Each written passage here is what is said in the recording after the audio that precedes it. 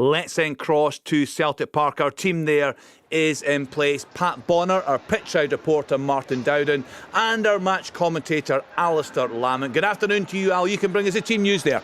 Yeah, afternoon, Kerry. Sure can. It's 4 changes apiece for Celtic and St Johnstone following defeats last time out for both. For Celtic, after that League Cup exit down at Kilmarnock last weekend, Johnstone is back in for the first time this season. Alistair Johnstone after injury. Liam Scales comes in for his first Celtic appearance in 18 months, and David Turnbull and Yang both in the starting 11 as well. It's a first start for Yang. Dropping out of the side are Ralston, Nawrocki, Holm and Abada, all but Nawrocki are on the bench. Nawrocki, of course, as you'll probably have heard during the week, has picked up an injury, so tough times at the centre back for Celtic just at the moment. It means they line up with Joe Hart in goal, a back four of Alistair Johnstone, Gustav Lagerbielke, who makes his first appearance at Celtic Park after his debut last weekend, Liam Scales alongside him, and Greg Taylor at left back. Callum McGregor as usual in the centre of midfield, the captain, with Matt O'Reilly and David Turnbull either side of him. Up front it's Dyson Maida one side, Yang on the other, with Kyogo through the middle. On the bench for Celtic it's Bain, Haksabanovic, Abada, Holm, Kwon, Iwata, Bernabe, Forrest and Ralston. Now for St Johnstone, as mentioned, also 4 changes. 3 of those are debutants for Stephen McLean's side. They've been very busy in the transfer market since they last played a couple of weeks back against Ross County in the defeat up in Dingwall. Brought more players into the side, and 3 of them start today, and I think 8 players in total making their first appearance at Celtic Park in any shape or form. The changes for them are Luke Robinson coming in, Jay Turner-Cook, another debutant, and the other one is Dara Costello. So those are the 3 debutants, with Luke Jeffcott, a new signing in the summer, also coming into the side. Dropping out are Gordon, McGowan, Ballantyne and May. So I must admit I'm still coming to terms with how St Johnstone might line up, but I'll go with this for the moment. Dimitar Mitov will certainly be in goal. By all accounts he's been impressive, the Bulgarian, since coming to the club. A back four of Dare Ulufunwa, Sam McClelland, Andrew Considine and Luke Robinson, so a new look backline for Saints. In midfield Matt Smith and Daniel Phillips, who at 22 will captain St Johnstone this afternoon at Celtic Park. Jay Turner-Cook I fancy also in a central midfield role, but maybe just slightly ahead of Smith and Phillips. Dara Costello and Graham Carey in the wider areas, and Luke Jeffcott up front. So more or less a 4-5-1 I suspect, but we'll see how that pans out as the game begins. On the bench for Saints you've got Brown, Gallagher. Initially listed was Ryan McGowan, but I'm told it's Liam Gordon instead of him. May, McPherson, Kane, Kucherabi, Ballantyne and Richards. Your referee here this afternoon is Matthew McDermott, and the VAR is Andrew Dallas. Thank you to Alistair Lamont. Good afternoon to you, Pat Bonner. Your thoughts on that Celtic team? Yeah, well, listen, the big talking point is that central defensive partnership with Liam Scales. He probably thought that he would never get an opportunity to come out here and represent Celtic at Celtic Park again after being out of things for the length of time, and with the manager that was already in place. But that manager's changed, and because of the injuries he's got his opportunity. Lagerbielke coming in, it's his first step, and I was quite impressed with him last week. He didn't do anything too wrong. Very difficult for a young man to come to Celtic Park, and he's only in the door a couple of days, and then suddenly he's thrust into the first team right away. And obviously changing the partnership is almost a big thing. So how they work together. Liam Scales is left-footed, which helps a little bit playing on the left-hand side. That relationship with Joe Hart, we talked about it last week, and it's the same this week.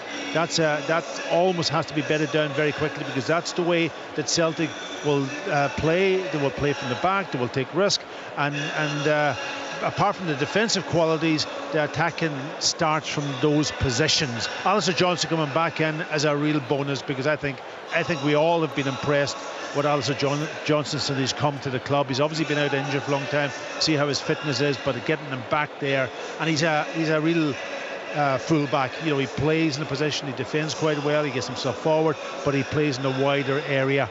Obviously up front, Yang coming in, he was impressive. I think when he came off the bench in both occasions so far, he gets this opportunity to see can he establish himself and go and try to create those wide areas. Maeda will probably change over to the other side, and Keo go through the middle. But injuries have depleted the first team, as we know, Kenny, but it's also depleted the bench a little bit. Yeah. And that's the other thing that Celtic used so well last year, strength coming off the bench on so many occasions that almost even when they were struggling, maybe not quite getting it over the line, the bench coming off, the ones that came off the bench really came off with quality. And now they have, I'm looking at it today, it's Haksabanovic and Bada in there, Forrest probably, those would be the three that could make an impact. The rest are all almost cover players for all the other positions.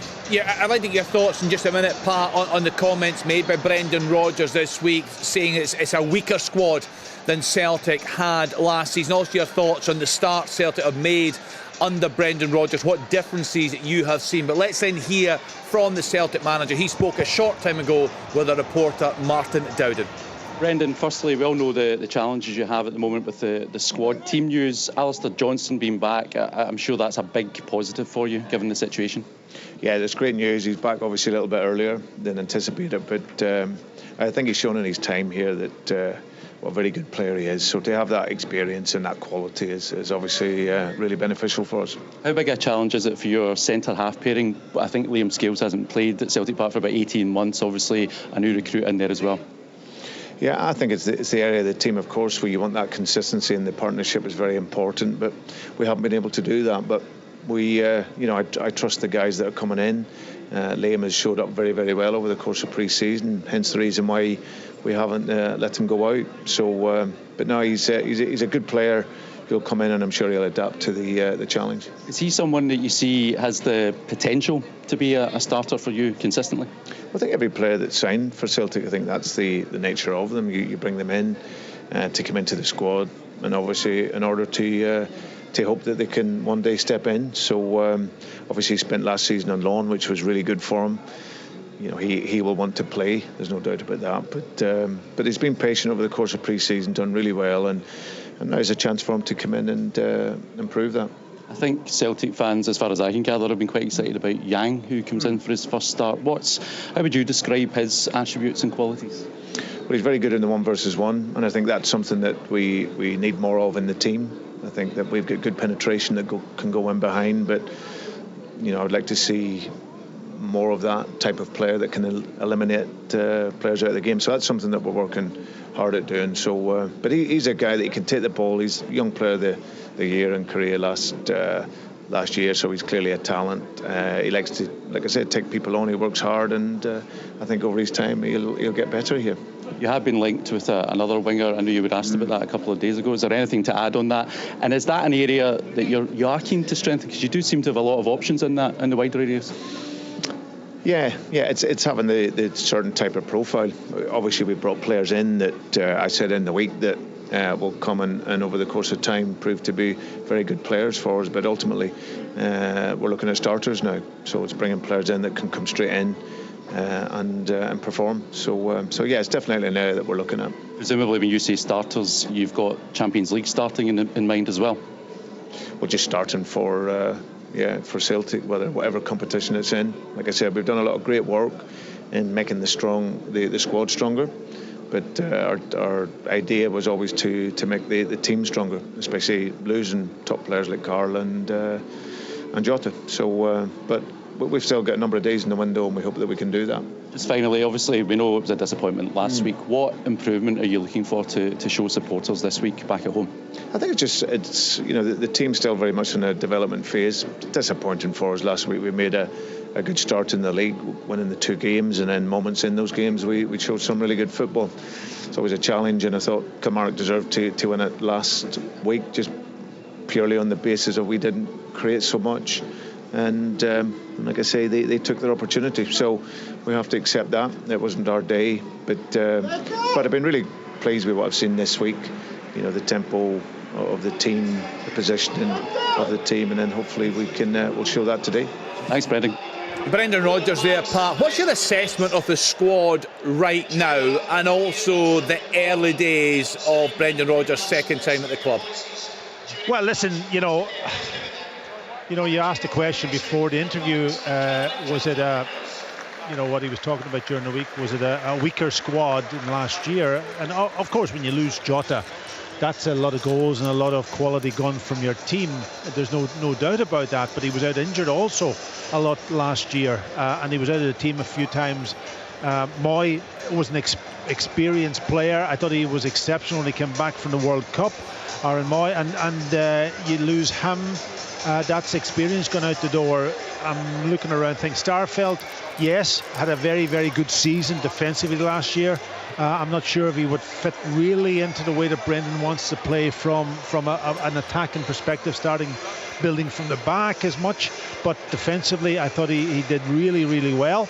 And that's the area where they're depleted mainly because of injury. And we've got to wait until we see how the new players that has come to the club, how they bed in, and will they be good defenders or will they add to sort of almost the offensive side of the game too. So that's just going to be a matter of time. I don't think that they're over weaker than last year, to be perfectly honest. I think what they're going through is change. They're going through change of mentality and the way that Brendan wants the game to be played. There's certainly big differences there. When you think about the midfield, and I've talked about this already this season, where they're almost playing with Matt O'Reilly and Callum McGregor as sitting players. And before, Matt O'Reilly was pushed very, very high. They're playing maybe with a third midfielder, whether that's David Turnbull, higher up the pitch, and Kyogo dropping off. So they're always playing with a 4 in there, a kind of a box of 4, and that's squeezed things up. And there's a lack of maybe space in there. We've seen how Atati was really effective when he came on against Aberdeen, got injured unfortunately, but he was the one that could play in those tight areas. The fullbacks, Greg Taylor is automatically still going into that inverted fullback position because that's where he likes to play and has done it very, very effectively. But I think that Brendan Rodgers predominantly likes to have his fullbacks a little bit wider and supporting the wide men and maybe going on the overlap and so on. So those are, and they're building the game 10 yards deeper. Before the risk was maybe a little bit higher up the pitch, and if they did lose it, they had time maybe to recover. Now the risk is almost from about 20 yards, 25 yards out back into around the 6-yard box, and that risk creates a little bit of fear among some of the players, I think, back there, even Joe Hart, and they have to take time for all of that to be bedded in, and that's when he talks about that development phase. They're still going through that, so there's a lot of work for Brendan to do, but I'm not sure if they're weaker. They will bring in, I think, players this week too. Yeah, it's going to be a big week for a lot of clubs in terms of that transfer window coming to a close. Let's then hear from the St Johnstone manager, Stephen McLean. He's also been speaking with Martin Dowden. Even a massive challenge, you don't need me to tell you that. You have a number of players that, one, are making their debut, and a number that have never been here before. How have you prepared them for the experience they might face today? Listen, it's been a long 2 weeks since Ross County, but it's been a good 2 weeks. I think there was a lot of home truth spoke, and we've trained well for 2 weeks. They've got a mini pre-season because a lot of them needed it. Signed a lot of new players, so I've made a lot of changes today. I'm playing a team that I think can handle the ball, but also that can play off a good shape as well. So listen, I'm excited. It'll be interesting to see how the new boys get on, and I think this is why they came to Scotland to play here, so they're looking forward to it. I think you said during the week that your squad's pretty much where you want it. Where is that? What is St Johnstone under you? Listen, it's going to be a work in progress. A lot of the players have just came in, so there's going to be bumps along the way. A lot of new players, a lot of young players, but we're going to get better as the season goes on.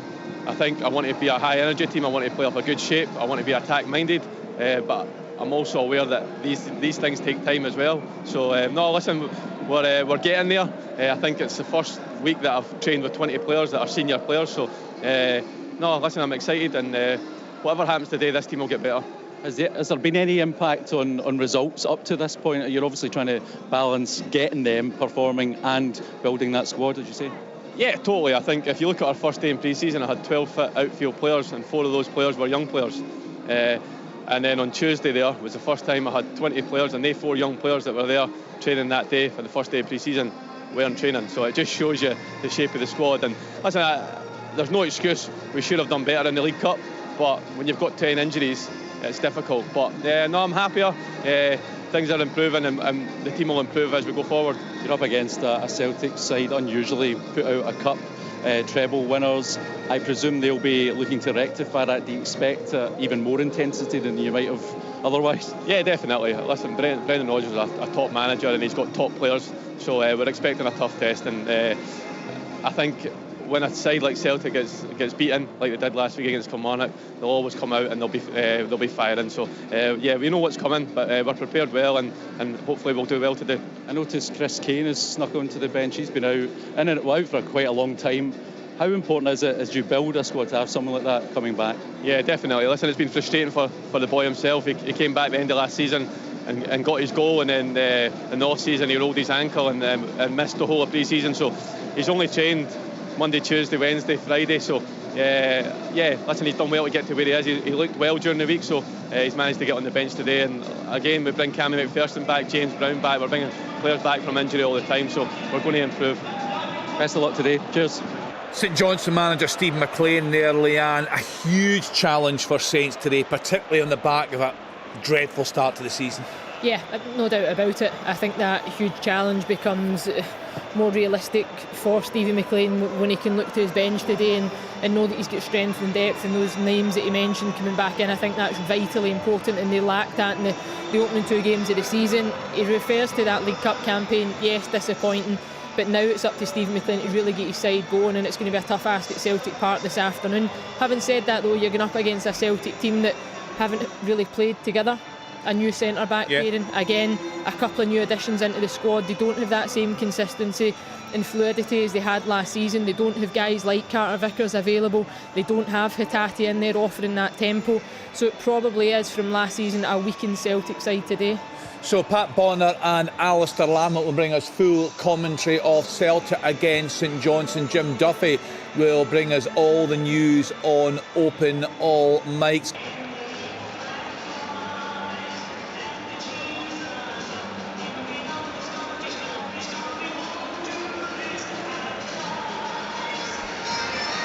Welcome to Celtic Park as the home side look to respond to some rare early season adversity against a team who could desperately do with some positivity to spark their season into life. Victory for Celtic would take them back to the Premiership summit ahead of next Sunday's Old Firm showdown. St Johnstone need points on the board, but this is not a venue or an opposition that tend to provide Saints with much joy in that regard. No wins in their last 14 visits since Danny Swanson's goal earned a 1-0 victory in March 2015 under Tommy Wright. The teams are out on the grass at Celtic Park, the lush pitch here in perfect condition. Celtic go into the huddle, and St Johnstone get themselves prepared for what will be a huge test. 8 of the starting 11 for St Johnstone have never played here before. 3 of them are debutants for Saints. Stephen McLean, as you heard pre-match, describing this very much as a work in progress. And although Celtic might not yet be firing on all cylinders, it's still an ominous task for the visitors this afternoon. It will be Celtic to kick us off, going from left to right, as we look at it from the centre of the main stand here, in their traditional green and white hoops, as you would expect, white shorts, white socks. Saints in a pretty retro looking, mainly blue kit with a white pinstripe, going back to a sort of 80s look, Packy, when you were in your pomp. Yeah. What are you expecting from this one today? It's a long time ago. No, listen, I expect Celtic to dominate possession and try to maybe play the play with a little bit more urgency than they did last week. They're on a grass pitch, they're on their own pitch. It's a big open pitch, and there'll be plenty of opportunity to slide little balls into areas where I thought they struggled last week. They played too much in their own half, and they weren't able to get the ball into the areas that would hurt the opposition. So I expect that from Celtic today, from St Johnstone's perspective, they're playing with their back four. They're playing with, I think, probably at this stage, maybe a 4 across and with a 2 up front. That's how it's looking at the moment. So it's a 4-4-2 system, but it will be pinned back in areas where they have to concentrate and defend well. Daniel Phillips getting a good challenge in, and Jay Turner-Cook, who, as Packy says, is playing in a more advanced role than I'd suspected. He's almost right up alongside Luke Jeffcott. He brings St Johnstone forward as they look to try and make an impact early in this game. On the halfway line then, Andrew Considine, one of the few experienced players, if you like, in the visitors lineup, and one with experience of playing at Celtic Park, as young Luke Robinson, the left back, runs the ball out of play. He's on loan from Wigan. Back goes Considine, who didn't have the happiest of seasons, it has to be said, against Celtic last time out.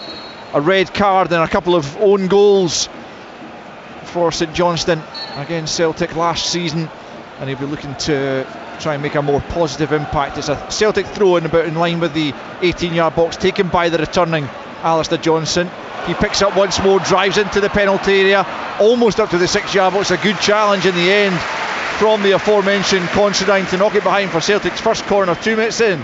Yeah, he got a little break and got himself in behind the defensive player, but it was on his left foot and he didn't have the confidence to strike it, and he was trying to take it back onto his right. O'Reilly's corner, in swinger, away at the near post, as Celtic look to try and make an early breakthrough. It's O'Reilly with a little step over, and he's won his side.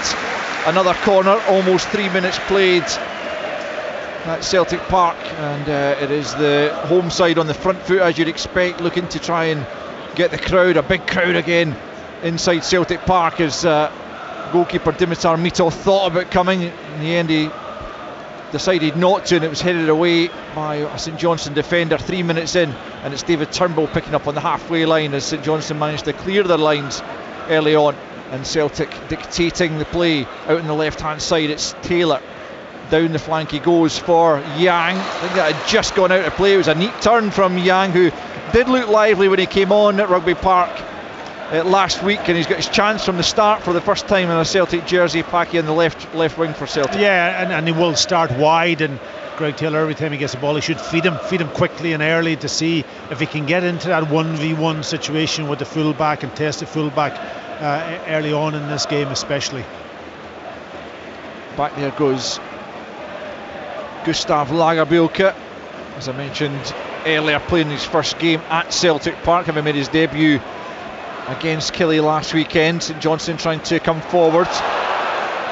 There was a low head there from Daniel Phillips, and he managed to catch Turnbull, I think it was, on the shoulder. Yeah, it will be a free kick.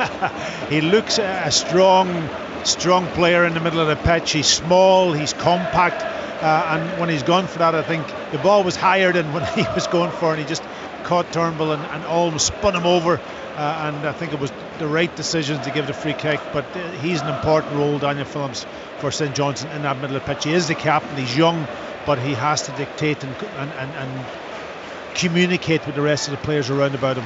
Here's O'Reilly after a good ball forward from Lagerbielke. Maida playing on the right hand side this afternoon. Ball back the way for Johnston. He leaves it for Lagerbielke. It's back in the halfway line with Celtic in possession. It's Liam Scales, as I mentioned before, hasn't played for Celtic since February of last year, having been out on loan to Aberdeen. He did feature in Ange Postecoglou's first season, not necessarily regularly, but he was very much in the first team squad. Farmed out on loan to Aberdeen last season, and as you were saying, Packy, probably would have had in the back of his mind that he might not play for Celtic again, but here he is in the first team. Especially when you have the number of players in that position. Obviously the injuries has allowed him to get in, but he is left-footed, and he will balance the back four, and as an Irishman I'm delighted to see him in getting an opportunity, and it could be somebody, if he could establish himself, that would force his way into the international team.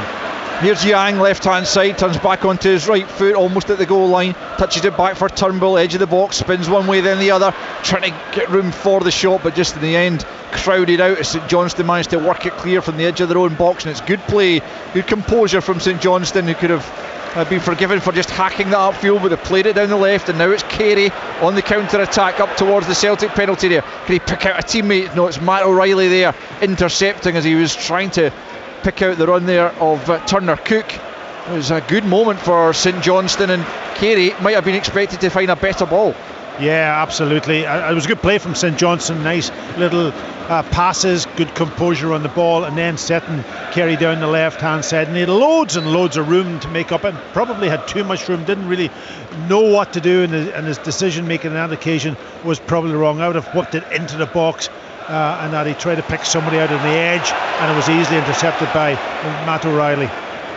St Johnstone get a throw in. It should have been a Celtic throw. It came back off Luke Robinson as Johnston knocked it away, but the referee and the assistant both missed it, so it's a Saints throw in, and it's going to be another one deep in Celtic territory, almost down at the corner flag on the left hand side. It's Luke Robinson, the left fullback, 21 years old, coming in for his debut this afternoon, and quite an arena in which to do so. He gets it back there from Carey, and it's back with Carey once more, but Robinson was offside when the ball went back to him, and so Carey's ball into the middle is irrelevant, and it's going to be a Celtic free kick. We've played 7 minutes at Celtic Park, no goals yet, but Saints just creeping their way into the game, Packy. Yeah, and it was a pity again, because it was a good position. They've got themselves high up on the left hand side to work the throw in, and they shouldn't have been offside there, because that was a really good, and the ball in from Carey that we talked about, he didn't do in the first situation as we described it. The second, he put a great ball in that occasion into the back post, but unfortunately Robertson offside. Here's Alistair Johnston at the other end, right hand side for Celtic, the Canadian. First game of the season. That's a good ball from Turnbull. O'Reilly across the 6-yard box, is cleared away. Fortunately for St Johnstone, Sam McClellan was on hand to knock that away before Kyogo could pounce. Dangerous ball in from O'Reilly. Here he is once more on the goal line, right hand side. Lovely little flick back into the path of Johnston. Edge of the box is Turnbull. Turnbull plays it for Kyogo, tries to lift it back into the path of Turnbull. St Johnstone eventually managed to get that clear, but it was uncertainty inside their own penalty area, and then Carey takes a chance just outside his own penalty area, but it's fouled in the process. St Johnstone will have a free kick, but Celtic looking dangerous there for a moment. Yeah, Matt O'Reilly again playing very high today. We talked about him sitting alongside McGregor, but when they have good possession, Celtic, he pushes right up, and he's getting into really good positions in this sort of almost inside right position. That occasion he got into a great position. He almost could have had a shot himself, but he elected to play it across the 6-yard box. No takers. It's interesting what Kyogo also, because we've seen him so many times get across the front, and last year anyway, and across defenders. Maybe because he's been asked to drop off a little bit, that maybe the distance isn't quite the same this year, and he's almost hanging on the periphery rather than where you would like him to be across the front of defenders. Matt Smith trying a forward ball for St Johnstone. He was looking for Costello there on the right flank, but he just overhit it. Celtic goal kick was quickly taken, as is their wont, and outside Taylor is Yang on the left hand side. Ball played into the penalty area. Livingston have gone one up at Easter Roads, and as the pressure builds on Lee Johnson after that drubbing by Aston Villa in the week, he would have hoped for a better start than that. 10 minutes in, and Livy have the first goal in the 3 o'clock kickoffs in the Premiership, with Rangers having beaten Ross County by 2-0 earlier on at Dingwall, and momentarily at least moved to top position in the league. 10 minutes in here at Celtic Park, no goals. It's a St Johnstone goal kick to be taken by the Bulgarian Dimitar Mitov, signed from Cambridge United in the the summer, and the reports I've read in the early part of the season are that he has been a good acquisition. I'm sure Packy will be interested to see how he fares. Yeah, I don't know much about him, but I will take an interest, of course. I take an interest in mostly all goalkeepers, but I will look at him and see what qualities he has. He'll be tested today at times. Smith has stayed down under a challenge, but Celtic allowed to continue. Stephen McLean with the arms out wide, asking why that wasn't given as a free kick. Smith picks himself back up and tries to race back in to help St Johnstone out, but Johnstone manages to get the ball in. Kyogo just wide. Not far away from Kyogo. He just comes to life. As Packy says, the ball's flashed across the box, and there he is, pouncing. And you imagined the net was going to bulge, but it flew inches wide of the left-hand post of Dimitar Mitov, and it remains Celtic 0, St Johnstone 0. Better play from Celtic, quicker, penetrative, playing 1, 2, 3 passes. Johnson on the overlap plays a great ball in, and Kyogo coming almost from that little bit deeper position and volleys it and connects really, really well, just off target, but really good play from Celtic on this occasion. Sounds like it was Scott Pittman who got the Livingston goal at Easter Roads. Yeah, you just imagined that as soon as you saw Kyogo connecting with that it was going to end up in the back of the net. He had to take it early, though. Usually does, doesn't it? Yeah, and it was high, it was high, and he's volleyed it, and he just had to take it early, just didn't quite get the accuracy. Mitov clears left-footed. O'Reilly returns it. Smith heads it forward, and then Jeffcott is dragged to the ground there by Johnson. It'll be a St Johnstone free kick. 12 minutes in here, just inside the Celtic half, left-hand side. And despite the fact that it's very much a new look side for Stephen McLean, they look pretty well organised. Yeah, it's quite brave, in fact, that they've almost pushed too high up the pitch, and they've got the two defensive midfield players, but the young lad that's come in, Jay Turner-Cook, is kind of almost playing as a second striker. He will drop off at times in top of McGregor and try to stop him influencing the game, but there's a lot of space in that midfield that Celtic could exploit. So brave setup, I would think, from St Johnstone, but it's working at the moment for them. Yeah, pretty much is a striking partnership at the moment, as you say, Packy. Both of those players, Jay Turner-Cook and Luke Jeffcott, lurking around the halfway line just at the moment as Celtic try to build from the back. Under pressure there from Phillips with Scales. He got the pass off, but he was fouled, but the play continues because Celtic are building down the left-hand side. Phillips perhaps fortunate that one was allowed to go. Here's Taylor, left-hand side, back to McGregor, midway inside the St Johnstone half. Now up to the edge of the box to Taylor. Turnbull out to the left for Yang. Yang looking to find Taylor. Now McGregor, edge of the penalty area. Can he get the shot away? It's blocked there by Smith. Out to the left-hand side it goes. Costello trying to win possession back, but he's fouled. McGregor. It'll be a Celtic free kick, almost down at the corner flag on the left-hand side, and a chance to get this one into the penalty area. Yeah, using his hands again. It was a silly foul to give away because they had sort of almost controlled the defensive situation. Celtic taking their time, making little passes. Great block from Smith initially from the shot from McGregor, and that forced the ball wide, but to give away a needless foul, and that puts pressure on the back defenders now to have to come up with a good clearance when this ball's played in. Turnbull then from the left-hand side. Matthew McDermott, the referee, just having a word with the defenders and attackers as they grapple inside the penalty. It's a good ball in. It came off the head of a St Johnstone player, and it will be behind for a corner kick. Dangerous ball in, but St Johnstone deal with it initially, but they've got more defending to do here as Turnbull will try again, this time from the corner kick. Plenty of bodies in green and white in and around the penalty area as it's swung back in. It's away by Robinson this time. Out of the penalty area it goes, picked up by McGregor, and back with Johnstone, who finds McGregor again just about 15 yards inside St Johnstone's half. Forward by Turnbull to Taylor. Taylor low ball in, dealt with at the near post by Smith, headed further away by Olufunwa, and back with Turnbull on the left hand side. Yang for Turnbull once more, midway inside the Saints half. Just got to stand firm for the moment, St Johnstone, if they're to prevent Celtic from getting the opening goal on the quarter of hour mark. Still goalless. Out to Yang once more. He's seen plenty of the ball early on, up against Olafunwa tries to take him on into the penalty area, goes, chops back onto the right. Turnbull now gets the shot away, it's deflected behind. Good block in there. St Johnstone putting bodies on the line as Celtic turn the pressure up. Yeah, they're forcing them back now onto the edge of their own box. Yang this time down the left hand side, showing nice turn of pace, getting the ball, and he picked out, I think it was Turnbull, and Turnbull had to take a touch. If he could hit that first time, I think the space would have been there for him to get a shot away. Turnbull clips it in, shot from O'Reilly up in the air from Mitov, and does really well to get back up and push it over the crossbar as it threatened to drop into the net. Brilliant save from Mitov to deny O'Reilly. Lovely ball in from Turnbull in the corner, lovely disguise on it to the near post. O'Reilly met it sweetly, but Mitov reacted superbly.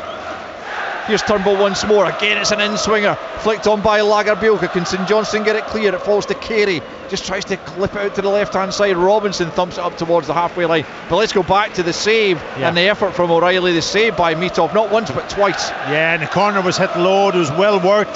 They exploited that space almost in the, round about the penalty spot, but at the front post area. And O'Reilly coming off the edge of the box hits it first time and with true bodies, and that's why the save was almost a good save. It was kind of almost straight at him, but he didn't see it till last minute. But then to react and knock it over the crossbar again when the ball was dropping into the goal, very, very good from the goalkeeper. Yeah, impressive stuff from the Bulgarian to keep the scoreline goalless as Kyogo tries to flick it on for O'Reilly. Just too heavy with the pass to Japanese, and Mitov just lets that drift behind for the goal kick. But already we can see that whoever was the St Johnstone staff member who scouted Dimitar Mitov looks to have done a good job. And he's kept Celtic out a couple of times in the early stages here. He waves his defenders forward, won't be taking this one short, and instead they trot up to the halfway line as Mitov comes up right footed and launches it over the halfway line. 17 played, no goals at Celtic Park. Hibs trailing by a goal to nil against Livingston, 0-0 at Motherwell against Killie. Try and keep you up to date with as many of the goals in the Premiership certainly that go in as possible. You'll get a comprehensive round-up at half-time with Kenny McIntyre. Here's Scales on the halfway line for Celtic. Plays a short ball forward for Kyogo with his back to goal. Midway inside the St Johnstone half, just sells Johnston a little bit short there, but Johnston manages to win it, gets it back from McGregor. Then he finds O'Reilly at the edge of the box. Maida up against Robinson. The Celtic fans thought Maida was dragged to the ground right on the edge of the box. Referee just has a little shake of the head as the throw-in is quickly taken by Johnston. He gets it back from O'Reilly. Johnston now right hand side to the angle of the box. On the right hand side it's Turnbull. O'Reilly's onside, plays it across the 6-yard box, very inviting.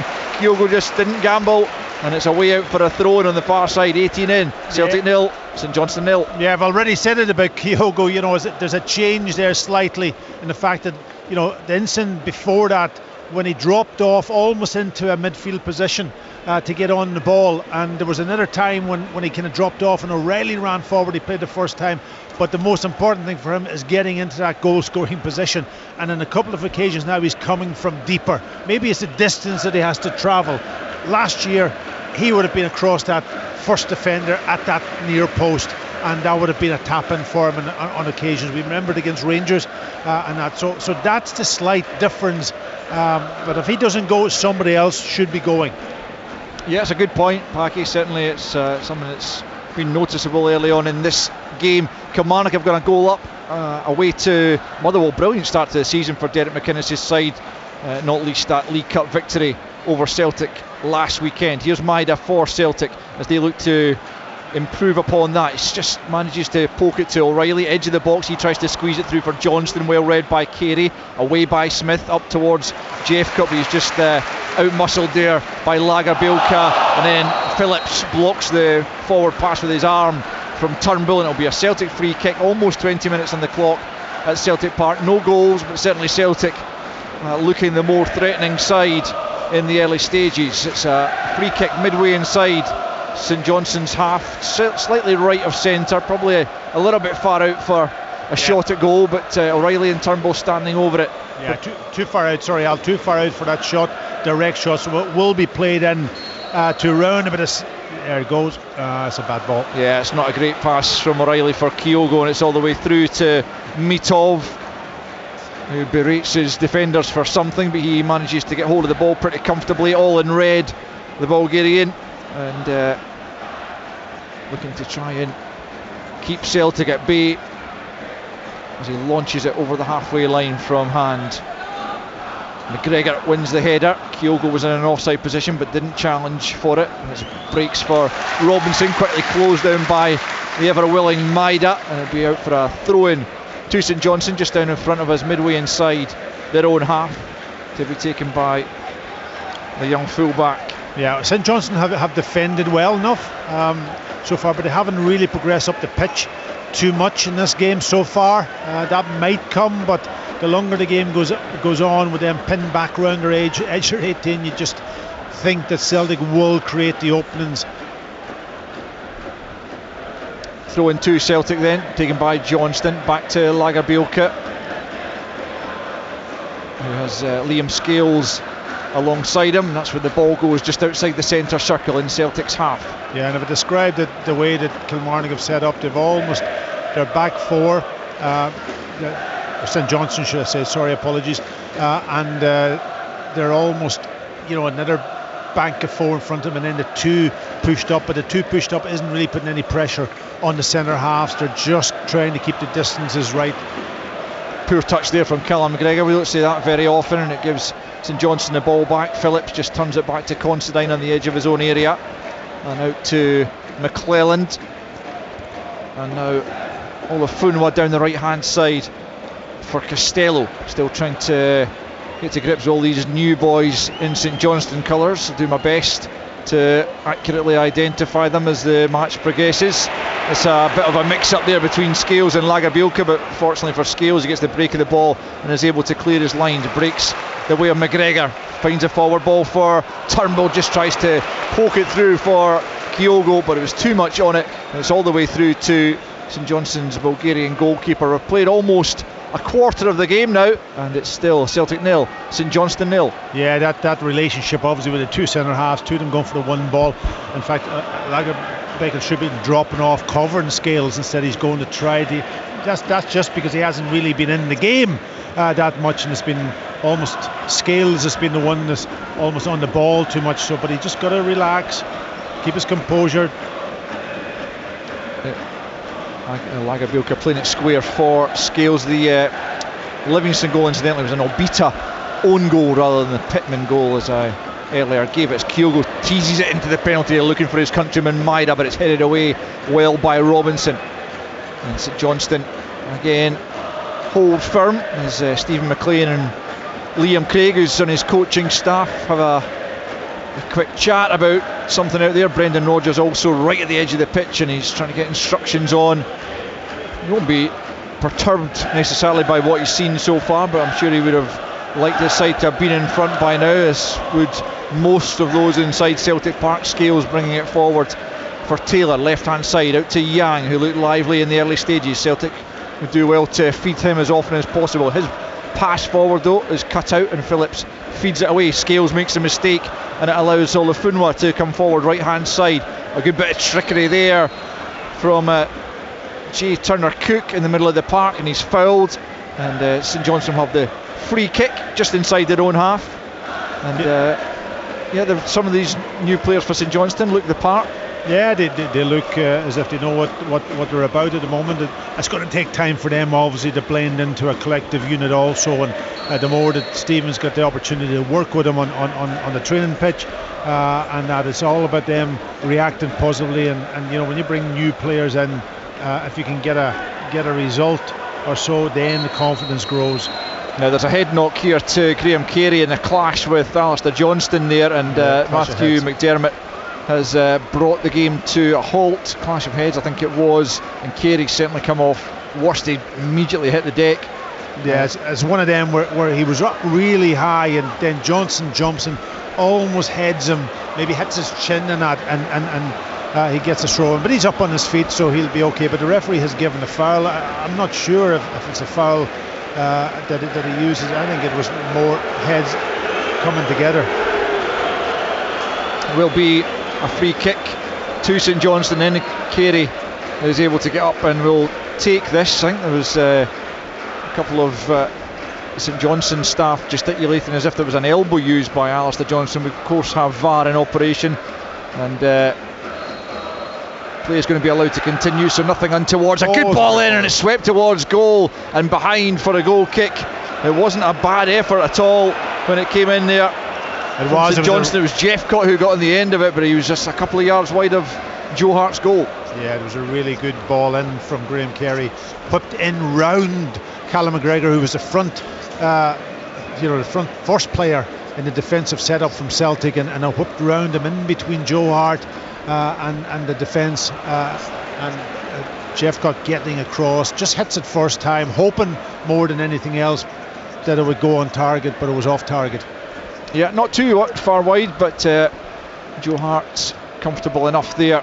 But the first real threat on his goal from the Carey free kick, and Jeffcott still looking for a first goal in St Johnstone colours on what is now his 6th appearance, having signed in the summer from Plymouth, who, if memory serves correctly, is one of Stephen McLean's many former clubs as a player. Looking to use all of his contacts as he builds a squad.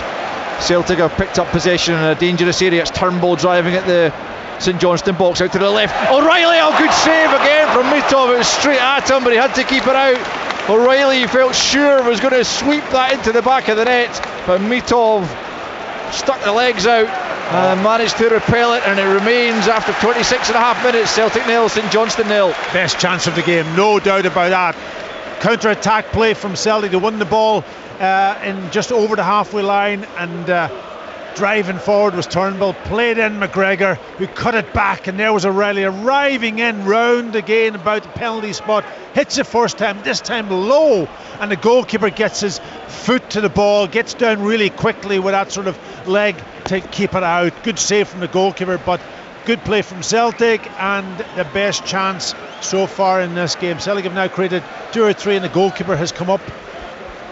Yeah, you would normally expect your goalkeeper to have a good game at Celtic Park if you're going to come away with anything, and so far at least Dimitar Mitov is doing everything he can to keep Celtic out. That's a couple of good saves so far. Here's Yang on the edge of the penalty area for Turnbull.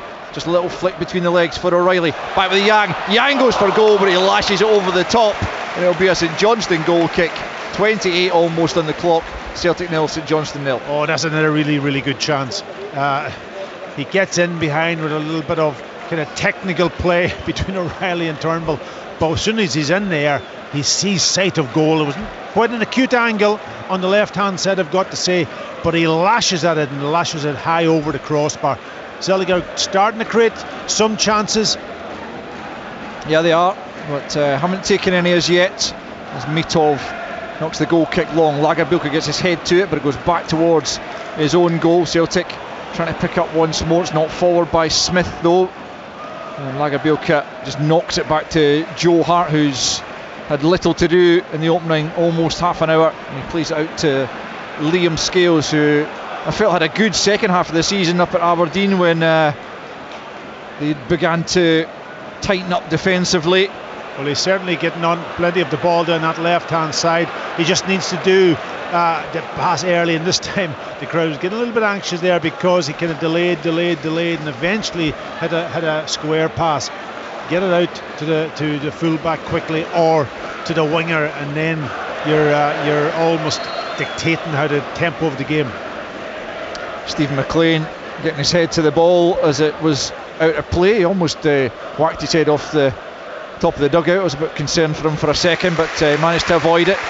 Luke Robinson knocks the ball behind to stop O'Reilly in his tracks, but does give Celtic another corner as we approach the half-hour mark. Still 0-0. O'Reilly from the right-hand side, about to swing this one in left-footed to the edge of the 6-yard box. It's headed away by Olafun. What comes to Turnbull, who we know can hit them from distance, and he tried to do that, but it was always rising, always off target, and it's behind for a goal kick. As we do tick towards half an hour, it's Celtic 0, St Johnstone 0. Yes, St Johnstone will be happy that they're still in this game. You know, when you look back at a couple of the chances, you know, Mitov has made a couple of really good saves from O'Reilly. Yang's shot, we just seen going over the crossbar from a good position. Kyogo's volley, they're all good chances for Celtic, but they haven't been able to score. So at this point, St Johnstone are still in this game, and that's the job that they were set out to do. Be structured, be organised, don't give anything away early, and you might get the big chance. Graham Carey doing well to keep possession momentarily there for St Johnstone, but couldn't find a teammate, and so Celtic have it back, dominating possession as they almost always do, especially here at Celtic Park, where we'll have some Champions League nights to look forward to. But Celtic looking to take care of league business this afternoon. St Johnstone again clearing their lines from inside their own penalty area. It's good hold up play there from Turner Cook, but he's eventually lost out to Yang. Yang now for Turnbull, left hand side, dinks it in towards the back post, but it's a poor attempted cross from Turnbull, and just some murmurings of dissatisfaction around the Celtic Park stands with the scoreline still goalless. Dissatisfaction because he was in a great position to whip that in with his left foot. He checked back onto his right and tried to hit the back post, and there was nobody. But Maeda has made a great run from this right hand side right across in that near post, which we want him to do from a Celtic's perspective, because that's what was missing early on, and he was in there but the ball never came this time. Mitov with the goal kick again, then over the halfway line he goes, won by Lagerbielke, commanding header, knocked forward by Considine out to the right hand side as St Johnstone attack towards Costello, who hasn't really been involved in these opening stages, the 20-year-old brought in. Yeah, St Johnstone struggling a little bit to get any real possession and work their way up the pitch. Normally when they do get possession, they sort of go straight back to Celtic, and it pins them back again well into their own half. Here's Yang from the left hand side, cutting infield away from Phillips. Still he has it, little flick for Taylor. Taylor sliding in though. Goes Smith to Rob O'Reilly, but it's back in Celtic's possession, and it's Maeda uses Johnson as a decoy, comes in on the left foot, but my goodness, that is a woeful effort from Dyson Maeda. I'm not sure what he was thinking there. It's so far off target from a player of such quality, and it's a goal kick to St Johnstone. 32 in, Celtic 0, St Johnstone 0. Yeah, I know what he was thinking. He was hoping to get a good connection on the ball and he could curl it into that back post, but he didn't. It was like one of my golf shots when I'm off for him, Al. Well wide, almost out, nearly out to the corner flag. But it was a good run from Johnson initially, taking 2 or 3 players away and creating the space for him to cut in. Jeffcott doing his best to try and keep possession for St Johnstone, but they are giving it up rather easily just at the moment. That'll be a concern for Stephen McLean as well as their defending. That they're just inviting pressure upon themselves, giving Celtic the ball back rather readily. Here's Lagerbielke on the halfway line, plays it square for Scales. Scales steps forward looking for an option, one of whom is Kyogo. He just tries the little lay off, doesn't come off though, and St Johnstone get it back to Mitov, who clears his lines, headed down by Scales, but it's not forward. Lagerbielke trying to hold up Jeffcott, does well, just turns it back to Joe Hart, who immediately plays it out to Scales. 12 minutes of the first period left, still no goals. Here's Taylor, left hand side, it's Yang attacking Olafunwa once more up to the edge of the penalty area, into the right foot he comes, lays it off for O'Reilly. Now Taylor, about 25 yards from goal. Kyogo in a pocket of space, just can't quite find the room for the shot, does get it to Maeda, but he loses out. Johnston picks back up for Celtic, Turnbull then loses it. St Johnstone again poke it away, but they can't keep it, and it's back with Celtic once more, turning over possession when they do get it, St Johnstone. And you have to imagine that Celtic at some stage will make them pay for that as Scales picks up. Yeah, I think so, Al, because they're not doing a lot wrong. Celtic, they're moving the ball quite quickly, they've got lots of possession, they've made chances already, and I think as St Johnstone get a little bit more tired, here's Lagerbielke. Yeah, he finds O'Reilly at the edge of the penalty, out to Johnson, right hand side, low ball into Maeda. Maeda has been held there. Matthew McDermott had a look at it, the crowd certainly had a look at it, didn't feel there was enough in it to award the penalty, and it's knocked out of play, and the throw-in is quickly taken. 10 minutes to play in this first half, no goals. This is an important time now for St Johnstone. 10 minutes before that period leading into half time, when they know that they're getting a little bit tired, but their concentration levels go and to get into half-time 0-0 would be a huge benefit for them. Johnstone out to Maida, right hand side for Celtic, up against Robinson on the Celtic right. Robinson does well, manages to get it to Carey, almost down at his near corner flag though. Back to Robinson it goes, and he just hooks it out of play. It'll be a Celtic throw in right hand side, quickly taken by O'Reilly. They're certainly trying to keep up the tempo, but haven't been able to find a way through a well organised and well drilled St Johnstone rear guards, backed up by keeper in good form so far. Taylor has it, back to Scales. Every Celtic player barring Joe Hart inside the St Johnstone half. Scales stepping forward, finds Kyogo, edge of the box, pokes it through again, looking for Turnbull, but it took a nick off a St Johnstone player on its way through. Back to Mitov it goes. 35 on the clock. Celtic 0, St Johnstone 0. Yeah, and who deals with Kyogo when he steps off the centre back? Is it the centre back that goes with him, or is it the midfielder? He just found a little bit of pocket of space there, which he's kind of almost trying to do, and then trying to feed the runners as they go by him. Launched by Mitov in the direction of Costello. Again, St Johnstone can't keep it. Played down the right hand side by McClelland, out of play by Taylor. St Johnstone throw over on the far side. Lost their first two in the league, 2-0 at home to Hearts and then 2-0 away to Ross County, but they look like they've been working hard in the last couple of weeks, having not played last weekend because of their elimination from the League Cup, and chance for Stephen McLean to try and instill what he wants to do on the training ground and bring onto the field. And they've not done a whole lot of attacking in this game, but certainly their shape has looked good behind the ball as Celtic pick up once more, and it's Lagerbielke bringing it out from the back, the Swedish defender. I'd like to see him drive forward a little bit more too at times, the same way as Liam Scales is doing the left hand side. This is him going now, because he looks like a decent passer of the ball. Maida helps it on to Johnstone, almost at the goal line, checks back.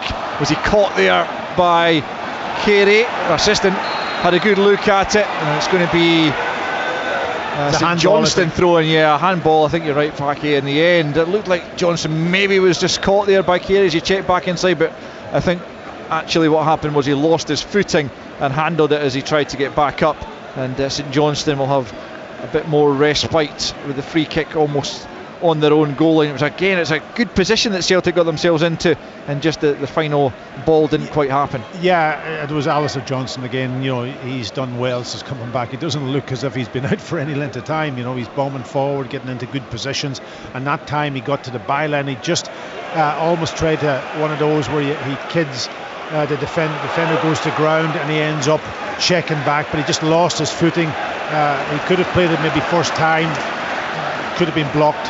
So Celtic fans hoping for a goal before the interval. 7 minutes of the first half left as Liam Scales runs into bother. It's out for a throw-in on the far side to Celtic, but 10 yards inside St Johnstone territory. It's quickly taken by Taylor. Scales just takes his eye off it, and ball bounces behind him, and he has to go back and retrieve and then play it to Lagerbielke. Back once more with Scales. Yeah, that's when, you know, Scales got a ball, he passes to Lagerbielke, and there's lots of space for him to just almost step forward, and then he can play Johnson, or he can play Maeda, or into Matt O'Reilly, and he elects to just play it back to Scales, and that just slows the whole game down a little bit, which suits St Johnstone.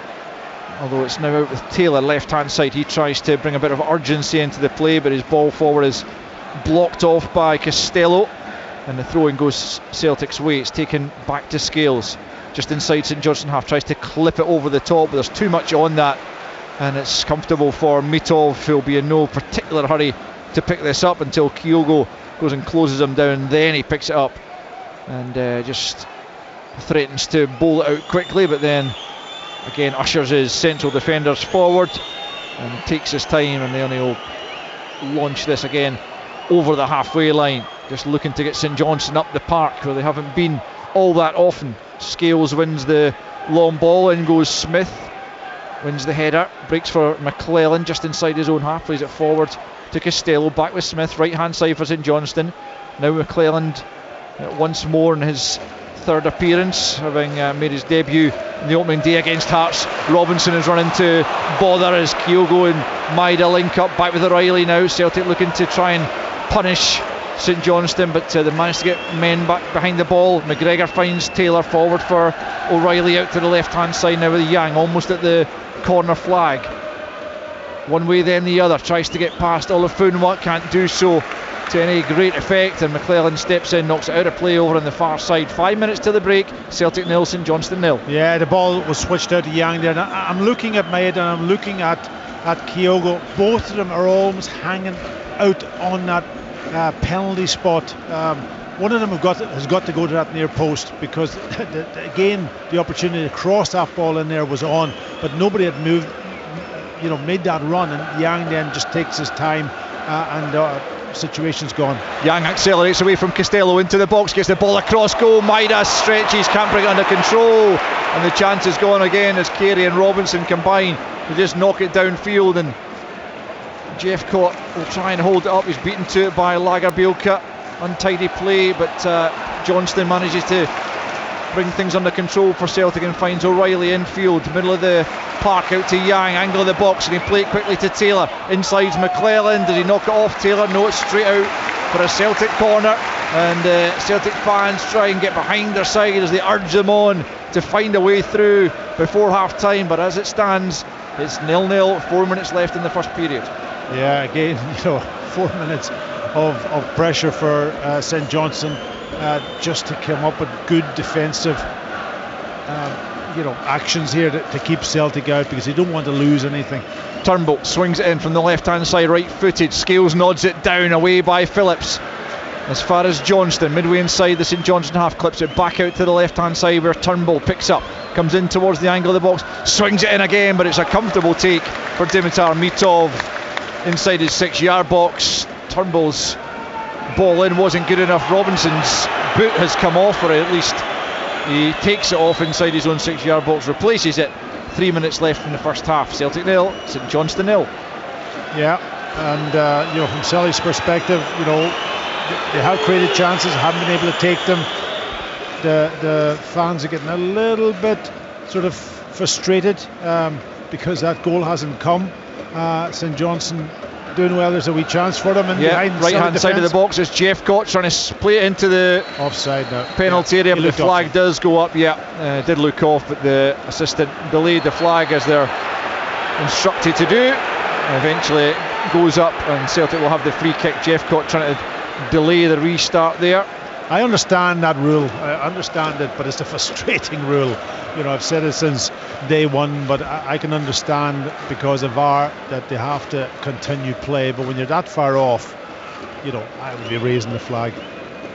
Celtic have it, a couple of minutes left in the first half. Lagerbielke inside St Johnstone half to Johnston, right hand side is Maida, midway inside the St Johnstone half, comes in field. Robinson tracking him, back the way he goes to Lagerbielke, who has to go square to Scales. Can Celtic find a breakthrough in this first half, or is it to be a stalemate all the way until the interval? Lagerbielke just touches it forward to Johnston, who does likewise, looking for Maida, misplaces it though. Robinson steps in, and St Johnstone try and come forward. They can't keep it again though. There's a chance to come forward. Taylor steps away from the sliding challenge once, twice, out to Yang, left hand side, up against Olafunwa, gets to the byline, tries to get it across goal. Sliding challenge comes in, it will be a corner. There's a yellow card being shown there to, I think it's McClelland, for the second sliding challenge on Taylor as Celtic win the corner. Yeah, there was a couple of tackles that Greg Taylor avoided there, but the last one he just got the ball away, but he was caught late, and that's why Sam McClelland was and it comes headed away by Constantine, only as far as O'Reilly, 30 yards from goal, touches it back to Johnston, midway inside the St Johnstone half, looks to send it back in. Yang gets a glancing header on it, but takes it out towards the left hand side where Turnbull can keep it in. Back it goes to Taylor inside the final minute of the 45. The fourth official about to show us how much added on time there's going to be. Out it comes to Maida, right hand side of the penalty area, in on the left foot, thought about the pass, eventually he does pass to Callum McGregor, helps it on to Taylor, 25 yards from goal, still no room for the shot, plays the 1-2 with McGregor, now he finds Turnbull about 30 yards out, central area, touches it back to Taylor, forward it goes, Robinson gets it half clear, only as far as Turnbull, who gets it to Johnstone, and comes off a St Johnstone head. Andrew Considine at the header there, and then Mitov comes off his line and clutches that gratefully, goes down to the ground, and it's still goalless at Celtic Park as half-time approaches. Yeah, a lot of pressure from Celtic, picking the ball up or outside the box, keeping it alive at times, and then eventually it comes out to Alistair Johnstone. Decent ball in, just a little bit too high. This time Kyogo and May do get across that front post, but Considine just was able to, with his height, able to get a touch on it and take it away. Into a couple of minutes of added on time at the end of this first half, still no goals. Celtic finding it a frustrating afternoon thus far. As Blacky's been saying, they've created a few decent opportunities, some good goalkeeping and some doughty defending at times from St Johnstone to keep the scoreline blank as things stand. But here's Yang trying to do something about that. Left hand side up against Olafunwa again. He manages to get away from him, touches it back for O'Reilly. Not the greatest first touch, it wasn't a brilliant pass to him in all fairness, as McGregor gets out to Johnstone on the right hand side of the penalty area.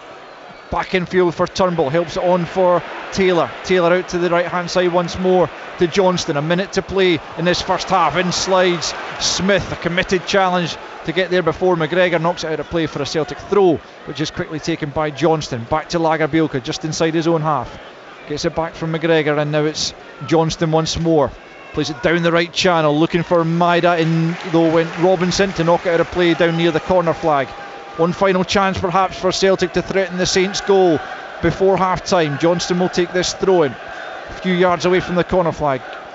O'Reilly back to Johnstone, right hand side, swings in the cross, a back post ball. Olafun was there before Yang, as far as Taylor touches it to McGregor, edge of the box, can't keep it though, and then it's knocked off Phillips, I think, by Olafun. There'll be one final corner in this first half for Celtic, and St Johnstone hoping to keep the back door closed as they give away a cheap corner in the final few seconds of stoppage time. Turnbull to take, left hand side. Can Celtic find that elusive opening goal? It's Turnbull to swing it in near post. It's a header away by Carey. Kyogo left footed, misses his kick, headed away. McGregor will try and get onto it, but it's St Johnstone who pick up, and there is the half-time whistle, and it's goalless at Celtic Park for all Celtic's possession and forward play. They haven't been able to find a way past Dimitar Mitov. They pulled off a couple of terrific saves in that first half, firstly to keep out a Matt O'Reilly volley and then get back up to push the ball over the bar before it crept over the line.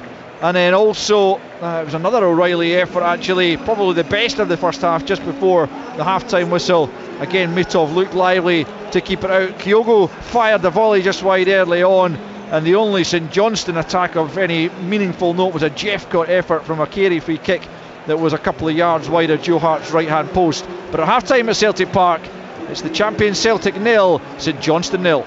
Let's then get to our commentary game this afternoon. It's at Celtic Park. Celtic against St Johnstone. There for us, Pat Bonner and Alistair Lamond.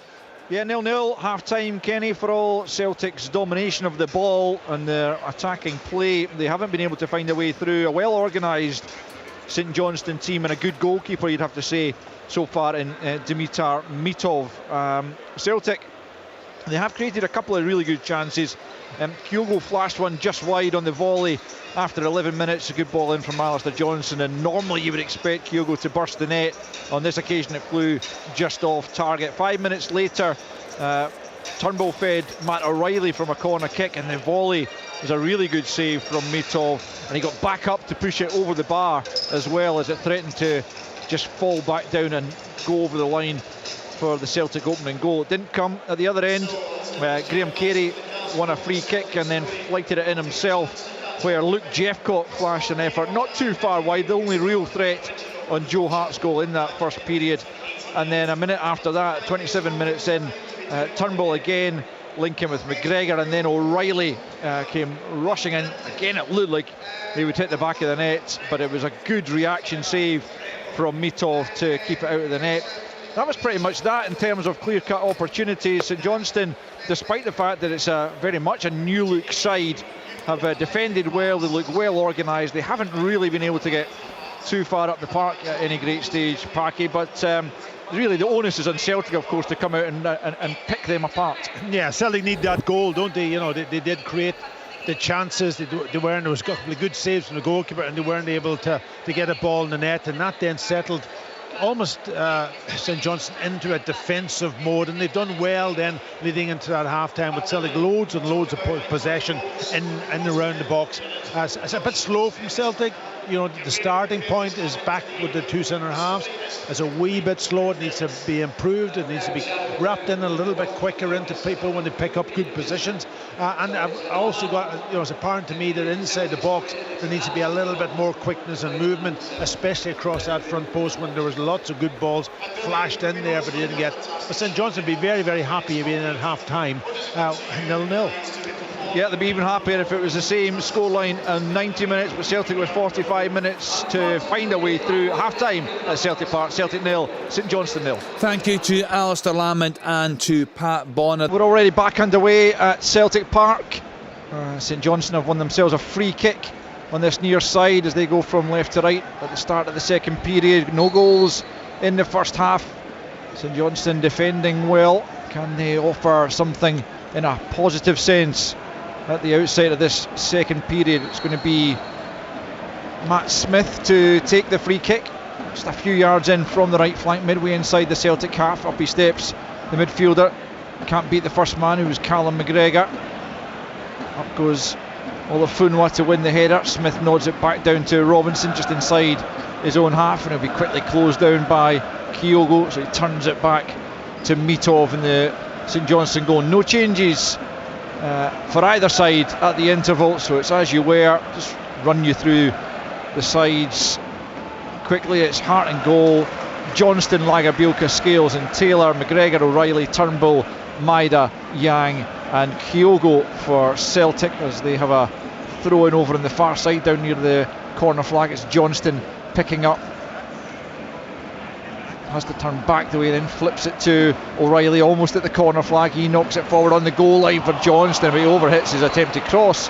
It's behind for a goal kick, which allows me to run through St Johnstone's side, which is Mitov in goal, Olafunwa, McClellan, Considine and Robinson, Smith, Phillips, Costello, Carey, Turner-Cook and Jeffcott. Paki, no discernible differences at the outside of this second half. Celtic getting back on the front foot. No, and Celtic, of course, want to, I think, up the tempo a little bit, and when they do get chances, put them in the back of the net this time, and it'll create a different dynamic in this game. But as long as it goes on 0-0 at this point, St Johnstone know that they've got something really, really good to play for, and they'll work really hard.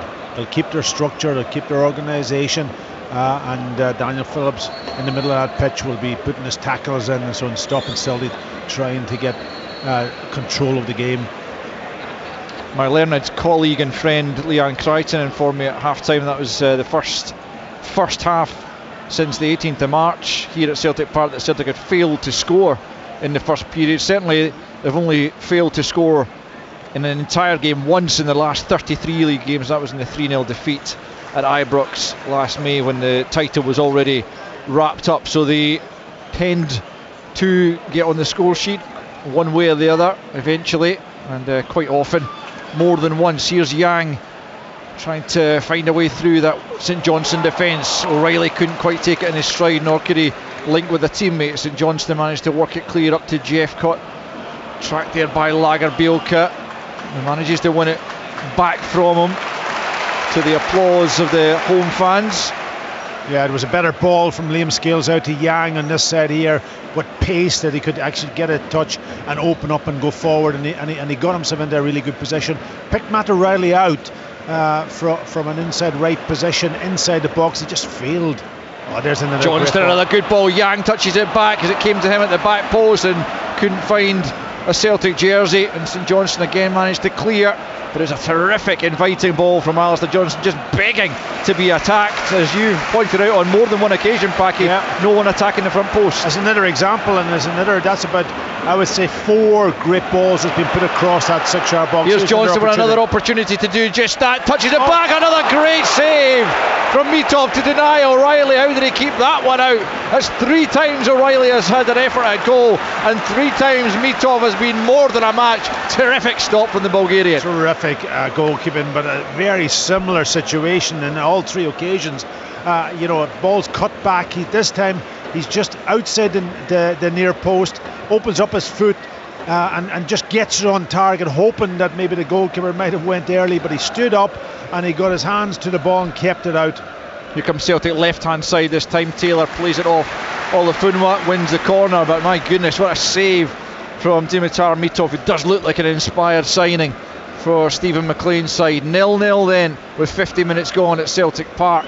Well, if it goes down to shot stop, and he certainly has proved that, the other part of the game, build up and so on, they haven't taken any risk whatsoever. They just kicked it long on every occasion. So Turnbull corner, left hand side, and it comes good take as well from Mitov, using his aerial ability there as well. Came off his line 6 yards out and clutched that at its highest point, and no chance for the Celtic heads to get onto that. He's been impressive, Packy. I'll tell you, that was impressive. That was really impressive. I haven't seen too many goalkeepers that come off their line in among bodies and is able to catch and hold the ball under severe pressure. That time, really good. Gets up high and holds on to that cross.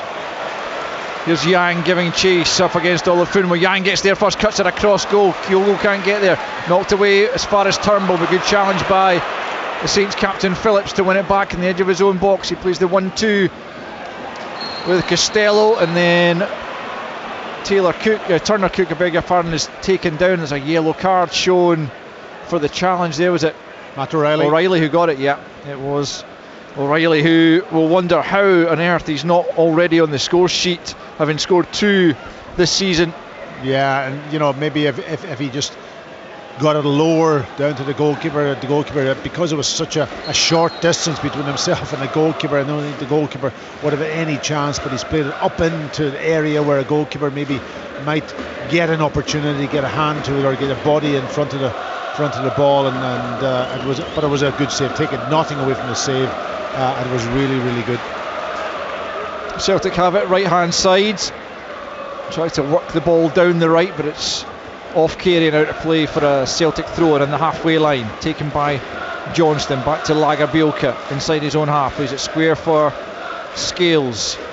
Now Taylor just inside St Johnstone half, out to Yang. Yang steps inside Olafunwa. It's good penetrating run. The layoff wasn't ideal, but Celtic still have it through McGregor.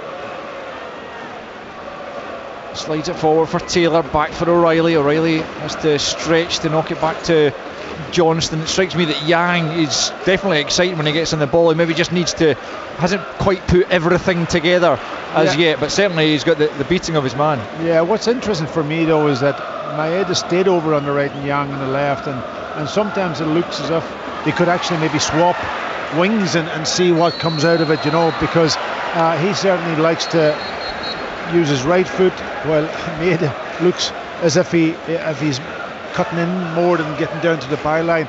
So that little changeover might change the dynamic of what they're actually doing and give a decision for defenders to make. Celtic have had a free kick quickly taken. It's Yang on the left hand side, tries to send it back post, but he's got that one all wrong. As Packy said, he prefers to use his right, and that was on the left foot, and it's harmlessly behind for us. St Johnstone goal kick. We've played bang on 53 minutes. It's still Celtic 0, St Johnstone 0. Yeah, I just wonder how the crowd will react as long as this game keeps going the way it's going. From a point of view against St Johnstone, who've really struggled this season so far. They look much more organised. I haven't seen them during the League Cup or so on. Have they improved? Are they better because he's brought in new players, or is Celtic just struggling with a little bit of confidence at the moment? St Johnstone look like they're lining up a double change early in this second period, which is interesting because things are going pretty well for them, albeit in a defensive sense only, because they haven't really been up the park at all, and maybe that's what Stephen McLean is trying to achieve as he prepares to bring on, looks like Stevie May and James Brown down there, who are stripped as Olafunwa prepares to take plenty of experience, Al, I've got to say, with St Johnstone on the bench. You know, those players that they can bring in. Stevie May, they've got Cammy McPherson back from injury. Chris Kane is back from injury, so there are lots of experience in there. Liam Gordon sitting on there also can be introduced if they need him later on, maybe to go to a back three or a back five to win a point. Celtic have the throw in just down in front of Stevie McLean's technical area, and he just gives the nod to the kit man to introduce the board and introduce the players who are going to come on. And it's going to be a straight swap at right back. Dare Olafunwa, who's certainly been tested by Yang. I think he's done relatively well against him. He's going to be replaced by James Brown, and then Stevie May is going to come on. Again, it's going to be a straight swap up front for Luke Jeffcott, who has certainly put in a shift back. He's barely had an opportunity, had just had that one chance that flashed wide in the first half, but otherwise it's been more about trying to occupy the Celtic back line and hold them up, first line of defence almost. Yeah, I think it's just freshness that Steve McLean is looking for more so than anything else. He's obviously looked at his right back and said, you know, a lot of balls coming down that side now, and you've had 4 or 5 sprints, and is the legs going a little bit, so he's just freshening it up. It's a Celtic free kick, and again it's quickly taken midway inside the St Johnstone half. We played 55.5 minutes. It's Scales tries to slide it through for David Turnbull, but again St Johnstone getting their distances right. They're in the road when the balls try to penetrate, and they have kept the efforts on target from Celtic to a minimum, and when they have had efforts on target, it's been an excellent performance by Dimitar Mitov in the St Johnstone goal. Maida has it out the right hand side for Celtic, turns it back the way to Lagerbielke. Now Scales just on the edge of the centre circle inside the St Johnstone half, plays it short to McGregor plays it to Taylor, who's in the central area. He comes out to the left hand side now to Yang up against Brown for the first time since he's come on, plays it to Turnbull. Now Taylor, edge of the box, right footed shot well over the top. Celtic 0, St Johnstone 0. Yeah, just couldn't get it out quick enough to he was getting closed down, and he took it early, Greg Taylor, but again the ball's played out to Yang quickly onto his right foot, linking up with other players. St Johnstone goal kick then to be taken by Mitov. Yeah, I just wonder whether Brendan Rodgers will freshen things up also from the Celtics perspective. He's got James Forrest, Haksabanovic, who last week came on, did okay, looked quite bright. Yep, certainly a variety of options to him, and he's actually signalling to a couple of Celtic players who are down there warming up. Bada is also there, could be more than 2 actually, as Haksabanovic, the peroxide blonde hair, makes his way back, and Tony Ralston as well. Maybe Alistair Johnson's not quite ready for 90 minutes as yet, making his first start of the season after ankle surgery over the summer. Here's Yang left hand side for Celtic, gets away from Brown, but McClellan's in the way, and it's knocked away by Smith up to the halfway line. But St Johnstone, I wouldn't fancy can sit as deep as they are right now for the rest of the 90 minutes and expect to keep a clean sheet. It's very, very rare you see that working at Celtic Park, but they've done well up until this point certainly, and might just fancy their chances of being able to prove me wrong. Here is Lagerbielke finding O'Reilly on the edge of the box, out to the right hand side. It's Johnston, fires it near post. Now what did that come off? Andrew Considine says it with my chest as it went behind for the corner. Yeah, I think he was in control of what he was doing, and it did come off his chest. We're obviously not at a great angle here to see it, but it just nobody reacted from Celtic's perspective, and when that doesn't happen, you know that, and the crowd didn't even react from behind the goal. Yeah, although the referee does have his finger to his ear, which does indicate there's a check going on, as Abada and Haksabanovic and Ralston prepare to come on for Celtic. I think it'll be left until after the corner kick is taken, and it will be a corner kick and nothing more after the referee signals for play to continue.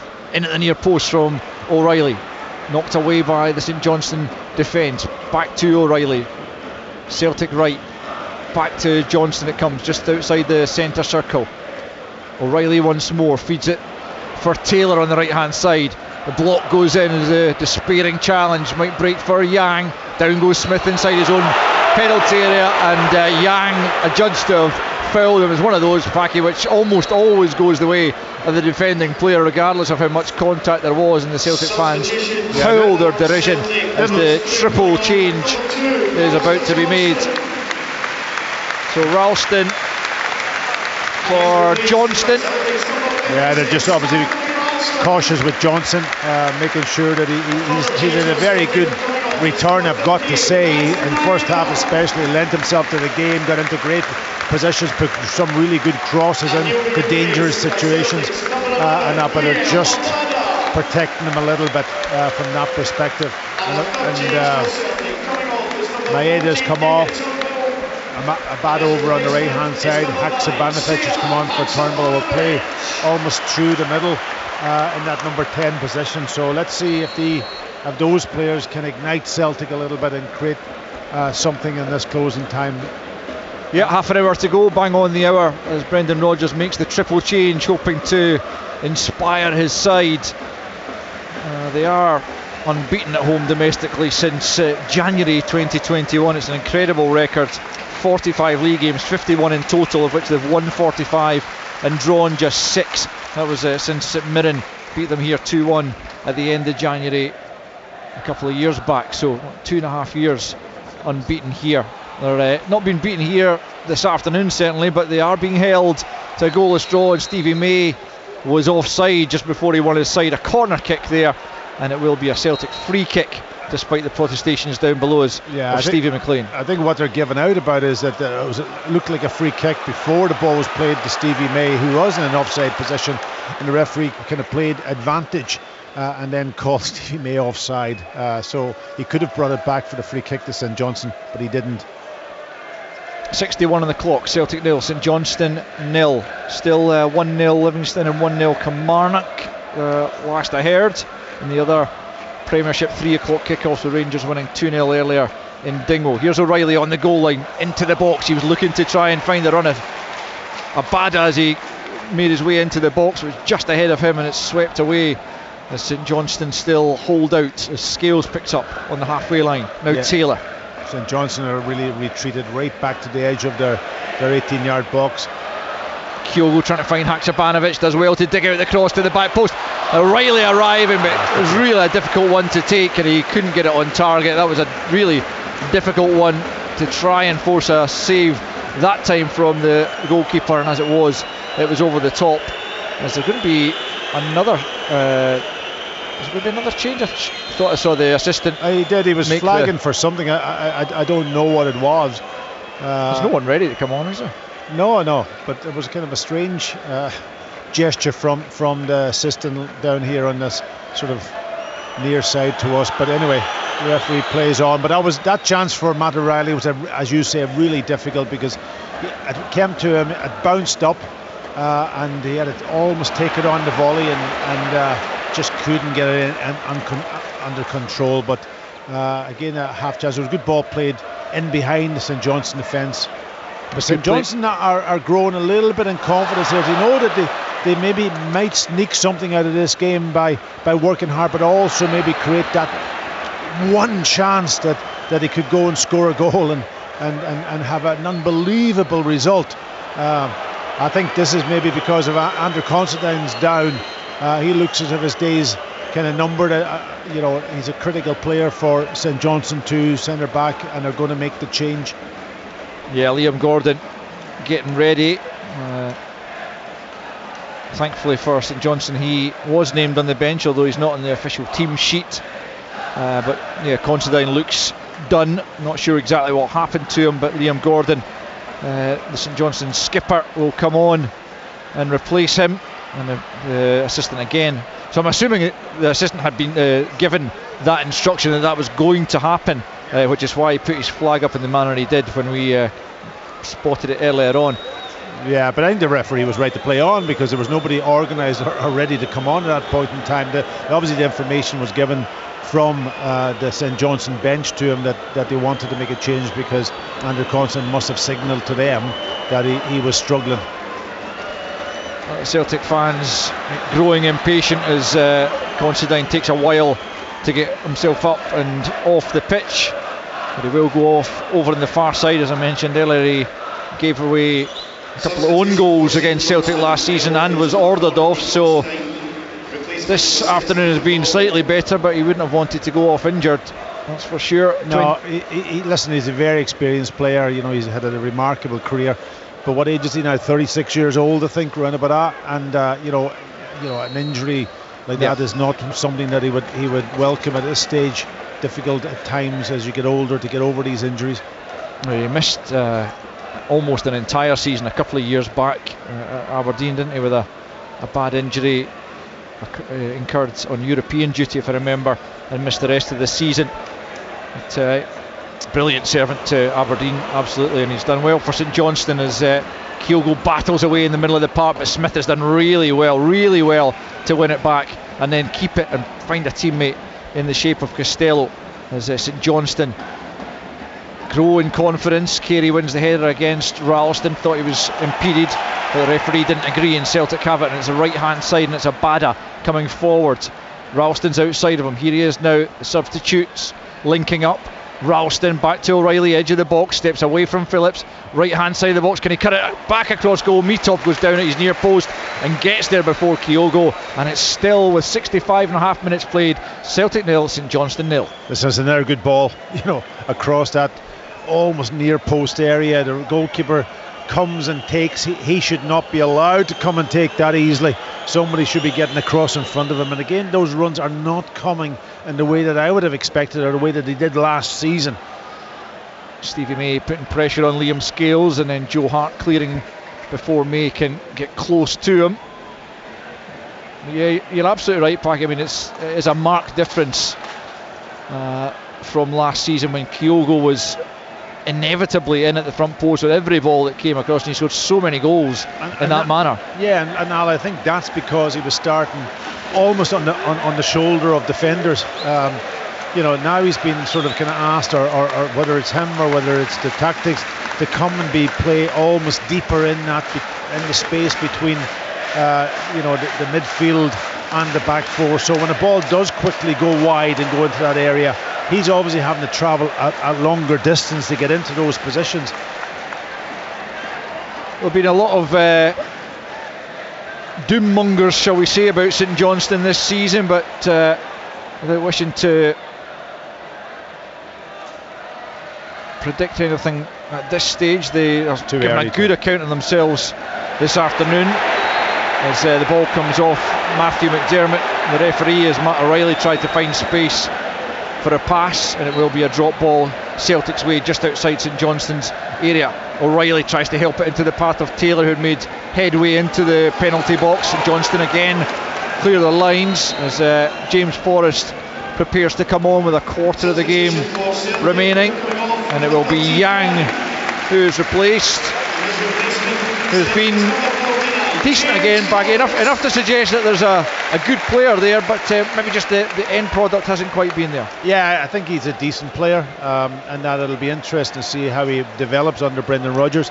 But certainly, you know, you can't condemn at this stage of his career. He's only come to the club. He's got to have time to settle in, like all players, and make his impact in that way. But he has got ability. But let's see if James Forrest can do something different.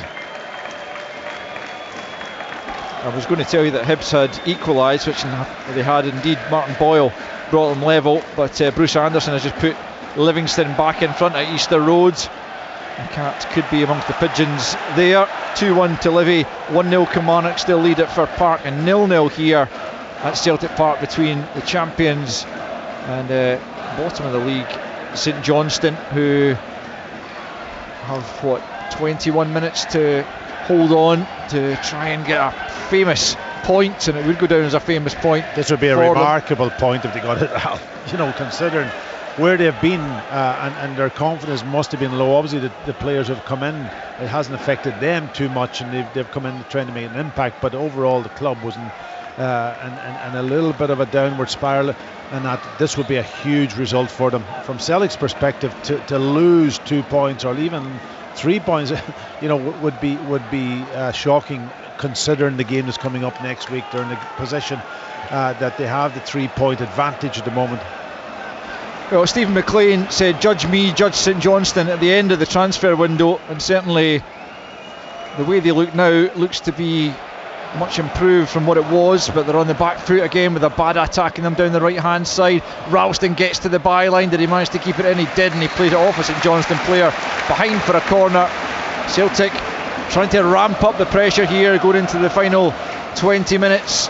Still no goals though, as Forrest knocks it back to McGregor. Edge of the box is Haksabanovic, tries to shape a shot, just touched wide by Mitov. What a game he is having on his first appearance at Celtic Park. He might have injured himself here. He's certainly indicating to the referee that he needs treatment. The referee says, "Don't worry, I'm pointing to my watch and I'm adding on all this time." But wow, Dimitar Mitov getting down to his left hand post to turn that round the post and deny Sead Haksabanovic. That was a brilliant save, I've got to say. Real pace on the ball. Haksabanovic curls it down his left hand side. It bounces almost a yard in front of him, and he gets across from the middle of his goal, stretches, but also makes a brilliant save. I think he's picked up cramp or something on his foot, but what a save that was. Celtic try again from the corner, but Forrest quickly closed down. It'll be another corner, but well, I'll tell you what, if it does end goalless, there's only one man of the match, isn't there? As O'Reilly curls it in, it's headed away by McClellan. That's a good defensive header. He's also been a tower of strength at the back for St Johnstone as Phillips tries to hold off. Abada does so. McClelland on his own goal line just tries to knock it down the right flank, but it's out of play. 20 minutes to play. Celtic 0, St Johnstone 0. It's really been one-way traffic, as it so often is at Celtic Park, but they haven't been able to find a breakthrough as yet. Yeah, and I talk a lot about that front post area, but you've got to hand it to St Johnstone. They've defended the front post area very, very well, and indeed they haven't allowed anybody to get into that position, and anytime it has come in there, it's either gone right across the goal or they've cleared it. Here's Taylor out to Forrest on the left hand side, up against Brown. Brown stands up, won't let Forrest past him easily. Back the way it goes to Haksabanovic, 25 yards from goal, left hand side. Scales now plays it square to Lagabielka, tries to slide the pass through at the edge of the box. Phillips is in the way, May can't keep it, but Carey collects it just outside his own penalty area.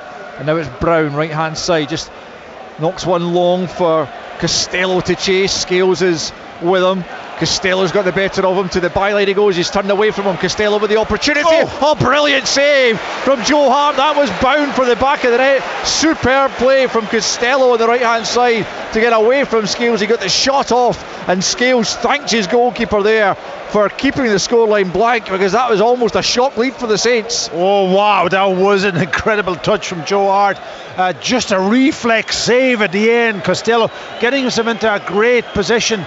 Scales struggling to deal with the ball, was bounced up. He knocked it over him, over Scales, got into it and let rip, and there was just a touch from Joe Hart to almost deflect the ball wide for a corner. To be taken from the left hand side, in swinger, near post, free header there. I think it was McClellan too. It was Gordon in fact who got down, and he should have done better. He was coming away from goal, but he didn't get any power in the header whatsoever, and Celtic able to clear and quickly able to counter, but they've lost possession. And St Johnstone, having defended for so long, now beginning to try and come out and win this game, far less draw it, but that move breaks down and Celtic have it once more. But what a save that was from Joe Hart to deny Dara Costello a debut goal. Here's a Abada right hand side for Celtic, up towards the edge of the penalty. It takes a deflection, Kyogo's in there and he just gets the shot away, but it's blocked behind for yet another Celtic corner. 17 left, Celtic 0, St Johnstone 0. Yeah, just before this corner is taken, the chance from the St Johnstone corner was a brilliant chance too for Liam Gordon. Nobody within about 3 or 4 yards of him, and he dives to head it. O'Reilly in swinger from the right hand side. Scales can't reach it, comes out to McGregor. Can he get the shot away? Lays it back to O'Reilly instead, right hand side. Clips it back post. Mitov collects, but there's no one in the Celtic jersey there either. In any case, he has done something to his left foot, it looks like, or is it his left calf? His calf. Mitov, he's down again. And the Celtic fans aren't happy, but he does appear to have done something. Well, he's certainly been lively. He's had to be lively, Packy, yeah. But is there any excuse for a goalkeeper getting cramp? I don't know.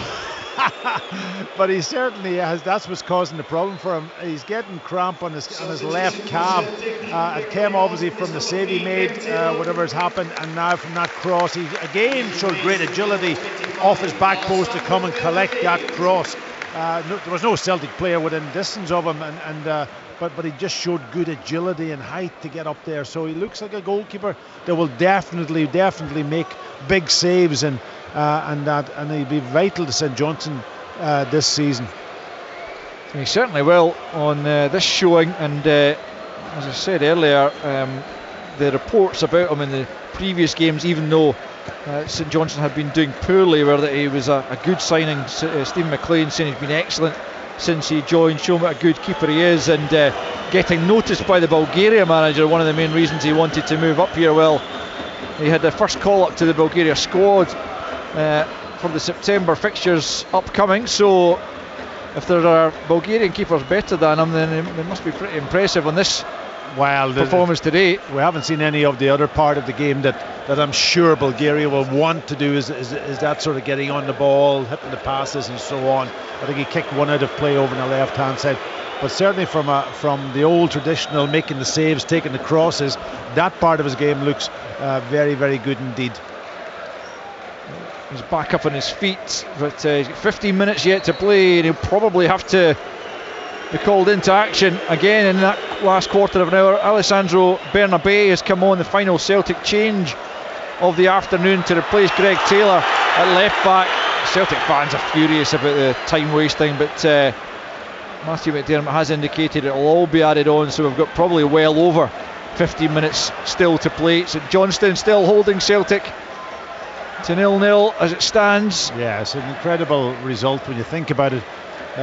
Celtic at home, I know they've had their injury problems, but it's nothing to do with injuries to the centre halves today. It's about putting the ball in the back of the net when they had the chances, and it hasn't happened, and that's now created the pressure pot for them.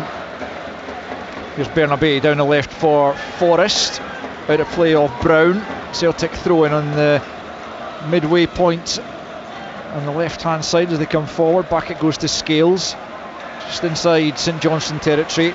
Plays a 1-2 with McGregor out to the left hand side to Bernabé, as I hear that Slattery for Motherwell has missed a penalty to draw them level against Kilmarnock. So still 1-0 to Kelly as Derek McInnes' side. Excellent start to the season continues. Scales forward for Kyogo, trying to link with Haksabanovic or indeed Bernabé. Neither of them can get there as Brown just toe pokes it over the halfway line, and St Johnstone will reorganise once again with 13 minutes of the 90 left. Still 0-0. Scales clips it forward looking for Kyogo. That's meat and drink though for McClelland. The header though falls to O'Reilly, gets it back from Haksabanovic, and now it's the skipper McGregor out to Ralston and further out to the right hand side to Abada, trying to attack Robinson and link again with Ralston, but St Johnstone get bodies in the way and manage to win it back. But all they've done is just play it up over the halfway line and give possession back to Celtic, because the two strikers have now just dropped deeper and deeper, almost just again to make it difficult for Celtic to play through them in that midfield area. So when they do win the ball, they don't have any real target to hit up front and to give it away, but they're defending well, they're well organised, they're structured, every one of them is balancing off each other and getting their distances right. But Celtic just need somebody to step up, somebody either in a 1v1 or pick the right pass to score this crucial goal to keep that 3-point lead above their main rivals. Bernabé out to Forrest left hand side, tries to spin away from Brown. It's going to be a free kick for the challenge by Brown, and Forrest takes it quickly infield to Haksabanovic. Bernabé stuck out on the left hand side, that's where the ball goes. Back goes Costello to challenge him, knocks it behind for a Celtic corner. 12 to play, still 0-0. Haksabanovic across to take the corner kick from the left hand side as Celtic look to break the deadlock. Back it goes to Bernabei from the corner kick. Back out to Haksabanovic, left hand side, slides it forward for Forrest. Forrest with a cut back into the middle. Kyogo's there, but he can't get it on target, and it's still Celtic nil, St Johnstone nil, and it's 3-1 Livingston at Easter Road. Yeah, that was a chance for Kyogo this time. Forrest getting to the byline and just playing it first time almost out to about 7 or 8 yards. Kyogo did get good contact in the ball, or decent contact. I wouldn't say good contact, decent contact. You would expect him to direct that on target, but knocks it well by the post. Goal kick taken by Mitov, flicked on by Carey. He's putting pressure on the Celtic back line, but Abada has it back, not for too long, as Carey, former Celtic youth player, plays a pass, but Celtic again win possession back in their own defensive area. Bernabei now left hand side, coming up towards the halfway line. Back it goes to Scales, just over 10 minutes of the 90 remaining. Celtic nil, St Johnstone nil. St Johnstone looking for a famous result here, and Celtic passing breaks down out on the far side, and some of the fans getting really upset about what they're seeing in front of them this afternoon. It hasn't been the attractive style of football we saw so often under Ange Postecoglou. The free-flowing, high-scoring football has not been in evidence. And St Johnstone proving a tough nut to crack as the ball's played forward to May. He can't keep it. Haksabanovic plays it off Phillips, but Gordon is there. He'll play it back to his goalkeeper. Kyogo will go and try and close Mitov down. Mitov gets it clear up towards the halfway line, nodded down by Ralston. Only to McClellan though, who plays it square to Brown inside his own half. He just knocks it over the halfway line. Deal with it. Yeah, it's one for Liam Scales to deal with, but he hasn't really done so. Turner Cook has managed to get himself in there. Here he goes once more. Oh, not a bad ball into the box, but it was behind Stevie May and headed away by Lagerbielke. And then there was a free kick there awarded to Celtic, I think for a handball potentially by Brown, as Taylor Cook's having to try and stretch off the calves as well. He's also suffering from a bit of cramp. You can understand the Celtic fan frustration, but you can also understand that players like Turner Cook, their first game of the season on a pitch this size on his Celtic debut, is feeling the pace after the amount of running he's done. Yeah, of course, that's when you get cramp. You've got, he's just walking off the pitch, so it's as a McPherson is coming on. But that last ball down on top of Scales, he's got to get his head to the ball. Don't let it bounce is the key principle when you're a centre half and there's a high ball. As soon as you let it bounce, you're under pressure. Yeah, Cammy McPherson on for Jay Turner Cook, whose St Johnstone debut has been mightily impressive. Can his teammates hold out for what could be a precious point here at Celtic Park? It's Forrest on the left hand side up against Brown, back the way to Haksabanovic, about 30 yards from goal, spins away from Phillips, not once but twice, then plays the ball for Forrest, gets it back on the left hand side, just takes one touch too many, and St Johnstone able to pick up, but Bernabei has picked the pocket of Phillips, then can't find a teammate with the pass, and Carey's able to bring that clear. Ralston left in his wake and plays it forward for Stevie May. Stevie May could be in here as he got the beating of Lagerbielke. Stevie May in on the left hand side, great save again by Joe Hart, comes to Graham Carey, who tries to lift it over the keeper, it's too high and out, but Joe Hart, for the little he's had to do, has had to make two big saves in this game. He spread himself well. I'll tell you what, Stevie May's and used his pace. They weren't catching him.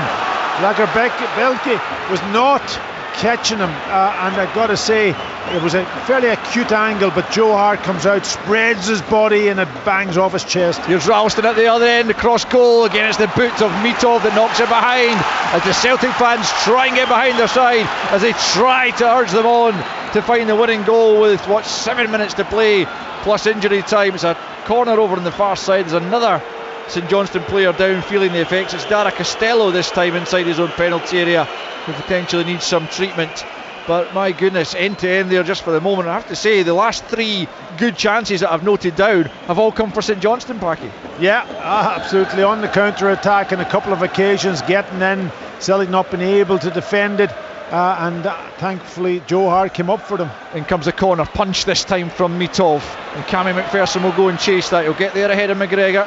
McGregor though doing great work to get back in front of the St Johnstone midfielder. He was being fouled by him, and the free kick goes Celtic's way. Great tenacity and work rate there. You'd expect nothing less from Callum McGregor as he tries to urge Celtic forward down the right hand side. It's Ralston at the back, the cut back, the header over the top from Forrest. The unlikely man to get on the end of it with the header, but he couldn't rise high enough to direct the header downwards, and it's a foot or so too high, and it remains with 6 to play. Celtic 0, St Johnstone 0. Another good bit of play from Anthony Ralston down that right hand side, getting at the ball, and this time variation on the cross, a little dinky ball into about 7 or 8 yards, middle of the goal. James Forrest getting in there, but he just couldn't direct it on target, and I thought he should have done better, to be perfectly honest, because there was a great opportunity. Just could have adjusted his position a little bit as the ball was flighted across. Instead it comes off the top of his head and goes over the crossbar. Celtic struggling here to break down this St Johnstone defence. Celtic have it. Graham Carey's gone down over on the far side, but he's off the pitch, I think, and play continues as Forrest picks up left hand side, having missed that opportunity a moment ago. Comes in off the left, lays it back to McGregor. McGregor square for Lagerbielke, 40 yards from goal, out to the right hand side for Abada. Ralston thinking about making an overlap again, is infield instead for O'Reilly. Back to Lagerbielke. Every Celtic player barring Joe Hart is within 30 yards of the St Johnstone goal as Celtic look for a winner. It's Haksabanovic out to Bernabei, and it goes to Forrest. He can't keep it. St Johnstone have it. They can't hold on to it though, and it's Forrest winning it back. In comes Phillips in behind Bernabei to knock it out of play. And it's a Celtic throw in about 10 yards from the left corner flag. Back it's taken quickly to Scales. Square for McGregor, midway inside the St Johnstone half. St Johnstone with everyone camped in front of their goal, trying to keep Celtic out. It's Bernabei back to Scales. Square it goes from McGregor. McGregor shuffles it across to Ralston, who'll play it further to the right to Abada. Abada up against Robinson at the edge of the box on the right. Ralston once more for Abada. Angle of the box on the right hand side. Mays hit the deck inside the penalty area. Play continues. McGregor finds Bernabei. Still St Johnstone holding firm with 4 minutes of the 90 left. McGregor for O'Reilly. Can Celtic find an opening? Shot comes in, it's deflected. Out comes Mitov once more to collect that on the edge of his 6 yard box, and it's still Celtic 0, St Johnstone 0. Yeah, somebody just needs to take responsibility for Celtic. Fine passing it square, knocking it. Somebody has got to do the more creative situation, whether it's go and take a player on, open up, create a bit of space to get a shot on target. If you don't shoot, you can't score. Brown sends it down the right touchline for St Johnstone. Scales will just have to knock that out of play. Thought about trying to play it down the left, and the Celtic fans are rather getting on Liam Scales back in this second half for a couple of iffy bits of decision making, you would have to say. St Johnstone in absolutely no hurry to take this throwing down deep in Celtic territory. They've got 3 minutes of the 90 left, plus I'm going to guess about 6 or 7 minutes of stoppage time once Matthew McDermott has taken all the time wasting into play, and he's going to show a yellow card there to James Brown for taking too long over the throw, and eventually it's taken though for Phillips, right hand side of the box, comes in, it's played across the 6 yard box, but it was a foul in there on Haksabanovic, and it will be a free kick to Celtic inside their own box, which is taken by Scales. They've got just under 3 minutes of the 90, and Celtic Park try to roar the side on to find that winning goal. It's O'Reilly back to Scales, crossing the halfway line. Again, every Celtic player inside the St Johnstone half now, except for Joe Hart, who's made a couple of really big saves in this second half to keep his side level. At the other end, Mitov has been outstanding in the St Johnstone goal as Lagerbielke tries to find a pass. Smith, who's been terrific in the engine room for St Johnstone, slides in to intercept, breaks back now for Scales. Scales out to the left hand side. Bernabei looks up, tries to get the cross in. He eventually does. A back post ball will be headed behind by Graham Carey. It will be yet another Celtic corner, right hand side for O'Reilly to go across and try and eventually find a ball that will give Celtic the opportunity to bury St Johnstone once and for all. O'Reilly right hand side, in-swinger, near post ball again. Mitov comes, gets something on it, not entirely convincing. Phillips helps it on, comes to Haksabanovic at the edge of the box. McGregor lays it off to Bernabei, tries to stand up towards the back post, headed towards goal, and Kyogo can't get onto it, and it's wide of goal. And we've played 88 and a half minutes, and it's still Celtic 0, St Johnstone 0. Well, this would be an incredible result for St Johnstone, I've got to say, considering where their minds have been to come here and pick out a point of any description from Celtic. And there's hard work. They nearly scored themselves on a couple of occasions, but I think the majority of the game is about defending, concentration, working hard. Celtic just struggling really to pick that pass, and when they did get the opportunities, the goalkeeper came up with some fantastic saves. Yep, St Johnstone have got themselves throw-in over on the far side as we approach the 90-minute mark, and we await fourth official Chris Fordyce's board to signal just how long will be added on. The throw-in is taken over on the far side to May. Now it's Carey, left-hand side for St Johnstone, just manages to get it back to McPherson. McPherson about 30 yards from goal, desperately trying to hold on to possession. Now it's Carey, steps away from Abada. Now it's Robinson, left-hand side, swings it deep. Can St Johnstone find an incredible winning goal here? It's back for Phillips. Haksabanovic there just goes back to do the defending and digs it out of play, and it's a throw into St Johnstone. They've got Celtic exactly where they want them. It's 8 minutes to be added on. 8 minutes for St Johnstone to somehow hold on for a point.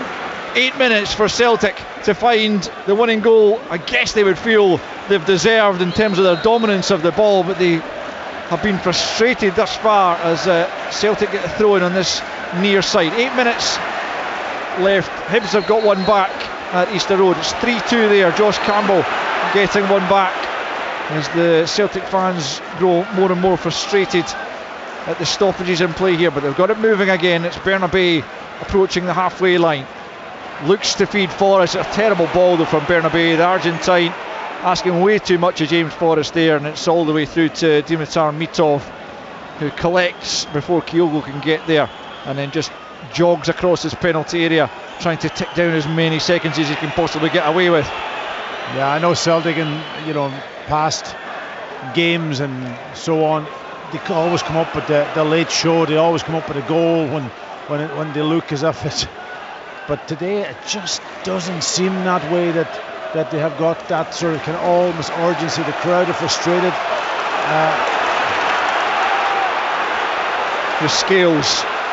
And I'm not going to put any pressure on young Liam Scale. He's come in from nowhere, and the fans are getting frustrated with him because I don't think there's proper movement ahead of him for him to get the ball away quickly enough. Phillips gets a kindly break there off the head of Bernabei as St Johnstone try and play their way out of danger. Carey though has given it away to Lagerbielke. Here's Abada now. Carey just brings him down, and it will be a free kick here as play is allowed to continue instead. Abada trying to make headway into the penalty area. O'Reilly challenged though, and it's going to be a goal kick in the end as Carey manages to play it off Ralston, and it's a St Johnstone goal kick. 2 minutes of the 8 of stoppage time have been played, and it's Celtic 0, St Johnstone 0. Yeah, and I think obviously getting beat against Kilmarnock was one thing, but losing points at home to St Johnstone when you have your biggest rivals to play next week is not what the fans expect, or not what the fans want, or I don't think Brendan Rodgers wants it either. So that's the real frustration, and now they've got all these injuries to deal with also, so it's a difficult time at the moment, I've got to say, from Celtic's perspective. How quickly things change. Yeah, you're absolutely right, Mackie. After starting the season with 2 good league wins, particularly up at Aberdeen, that result 3-1 victory looked a really important one, but no one would have predicted they would drop points here this afternoon, and they might not yet. They've still got 5 minutes of stoppage time to find a winner, but as you say, it hasn't been all that inspiring from them this afternoon, albeit Dimitar Mitov has still been called upon to make a number of top saves in his first appearance at Celtic Park for St Johnstone. Cammy McPherson running into bother there. There's a yellow card, I think, for handball against Cammy McPherson in the end. It's going to be a Celtic free kick midway inside the St Johnstone half. Can the champions do what they so often do and find the late goal they require? A bit of impatience being shown by the fans as Ralston's ball was behind Bernabei. Here's Scales now. Short for McGregor. McGregor to Ralston. Out to the right hand side for Abada. Across goes Robinson to try and close him down and keep Celtic at bay. Back with Lagerbielke midway inside the St Johnstone half, looking for a forward pass. It's Abada right hand side. Can they find a way through? Goes for goal, straight into the arms of Dimitar Mitov. He caught it well, Abada, but it was straight at the keeper as down goes Matt Smith on the edge of the box, the latest St Johnstone player to seemingly require some attention, and it's still 0-0. Yeah, and it was a decent strike, but goalkeeper positioned himself really well, and he probably deserves that from all the points of view of the saves that he's made, where he really shouldn't have had any chance from some of them, especially the ones from Matt O'Reilly when they were point blank, and that save he had from Haksabanovic, which was really fantastic. It's a Celtic throw-in over on the far side. 3.5 minutes of the 8 added on remain.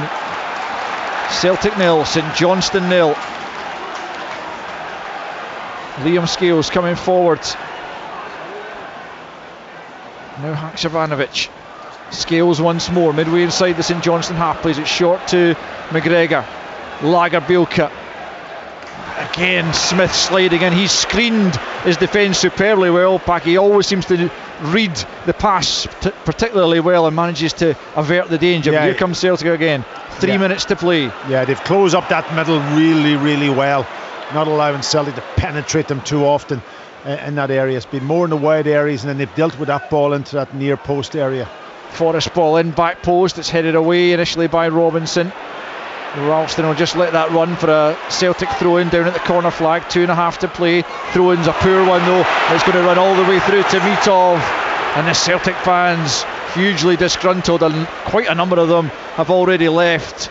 Swathes of space now around Celtic Park, and yeah, the atmosphere really quite odd in relation to the kind of winning atmosphere we're used to feeling around Celtic Park as Mitov takes his time and eventually launches it over the halfway line. 2 minutes left of stoppage time to play as Scales gets his head to the ball at the back for Celtic. Out to the St Johnstone left it goes as Robinson battles with Abada and just knocks it out of play. Celtic throw-in. Is there to be late drama here? Motherwell have equalised it for Park in the very, very late stages there. Motherwell 1, Kilmarnock 1, Hibs 2, Livy 3. Celtic 0, St Johnstone 0. Forward comes Celtic with Abada, right hand side. Ralston, the ever willing runner, just tries to nudge it on, but again Mitov will get to that. Ralston couldn't do anything meaningful with it. Mitov just hits the deck, dives in the ball, and we've got 90 seconds of added on time left to play as more and more supporters drift away. They have not enjoyed what they've seen this afternoon. No, all because Celtic haven't been able to put the ball in the goal, but also the intensity wasn't there from what we've come used to, and you know I can't say the big players have stepped up either. You know, they've put a lot of pressure on young Liam Scales because he had so much of the ball, but the movement ahead of him was very, very poor. There's a poor ball from Burnaby. Just Phillips now picking up on that poor ball. Brown down the line he goes. It's good play initially by Costello, but he's allowed the ball to cross the touchline. It'll be a Celtic throw-in. We've got 30 seconds of the 8 minutes that were added on remaining. Celtic need it up the other end. Here's Lagerbielke up to the halfway line. Can they find a way through this well organised St Johnstone back line? At the death here, it's Scales coming forward. Out to the left hand side for Bernabei. Is there a final opportunity here? 1-2 there between Forrest and Bernabei. Across the goal it comes. St Johnstone get it away. It's going to go behind for a final corner kick. Surely this is the last chance of the game for Celtic. Is there a big moment to come? Again, there's a St Johnstone player down. Again, Matthew McDermott says, I'll add the time on, don't worry. It's Daniel Phillips who's down. He's been excellent as well at the heart of the St Johnstone midfield. Back to his feet he gets. Can St Johnstone hold on for the point, or can Celtic clinch it in the final seconds here? We've gone beyond the 8 minutes. There's going to be a yellow card here for, is it Stephen McLean who's going to, no, it's someone else in the, technically it's Liam Craig, who's not a stranger to a yellow card in his playing days, and he's continuing that during his coaching career. He won't mind that if St Johnstone can clear this corner kick, which is about to be taken left hand side by Haksabanovic. Into the 9th minute of added on time. Haksabanovic from the left hand side. Celtic looking for a late winner, and it comes. Mitov comes and collects a brilliant take from the goalkeeper. It typifies what he has done all afternoon. It typifies what his side have done all afternoon. St Johnstone have been outstanding defensively. Celtic just haven't been up to scratch as far as their high standards are concerned, and it would be difficult to argue that St Johnstone don't deserve to come away with this for a point. No, and again, a good take from the goalkeeper. There's it, full time. It's all over. Boos ring out round Celtic Park as they drop 2 points against the bottom side St Johnstone. It's been a terrific defensive performance from Stephen McLean's side. No one would have given them hope coming into this game of taking anything from it, but they have worked ever so hard, and with a superb goalkeeping performance from Dimitar Mitov to keep Celtic out. Not to mention at the other end, Joe Hart pulled off a couple of terrific saves to ensure that Celtic didn't actually lose the game, but they didn't offer enough in attack, Celtic. And incredibly, having lost in the League Cup last weekend, they dropped 2 points at home to St Johnstone. This weekend it finishes at Celtic Park. Celtic 0, St Johnstone 0.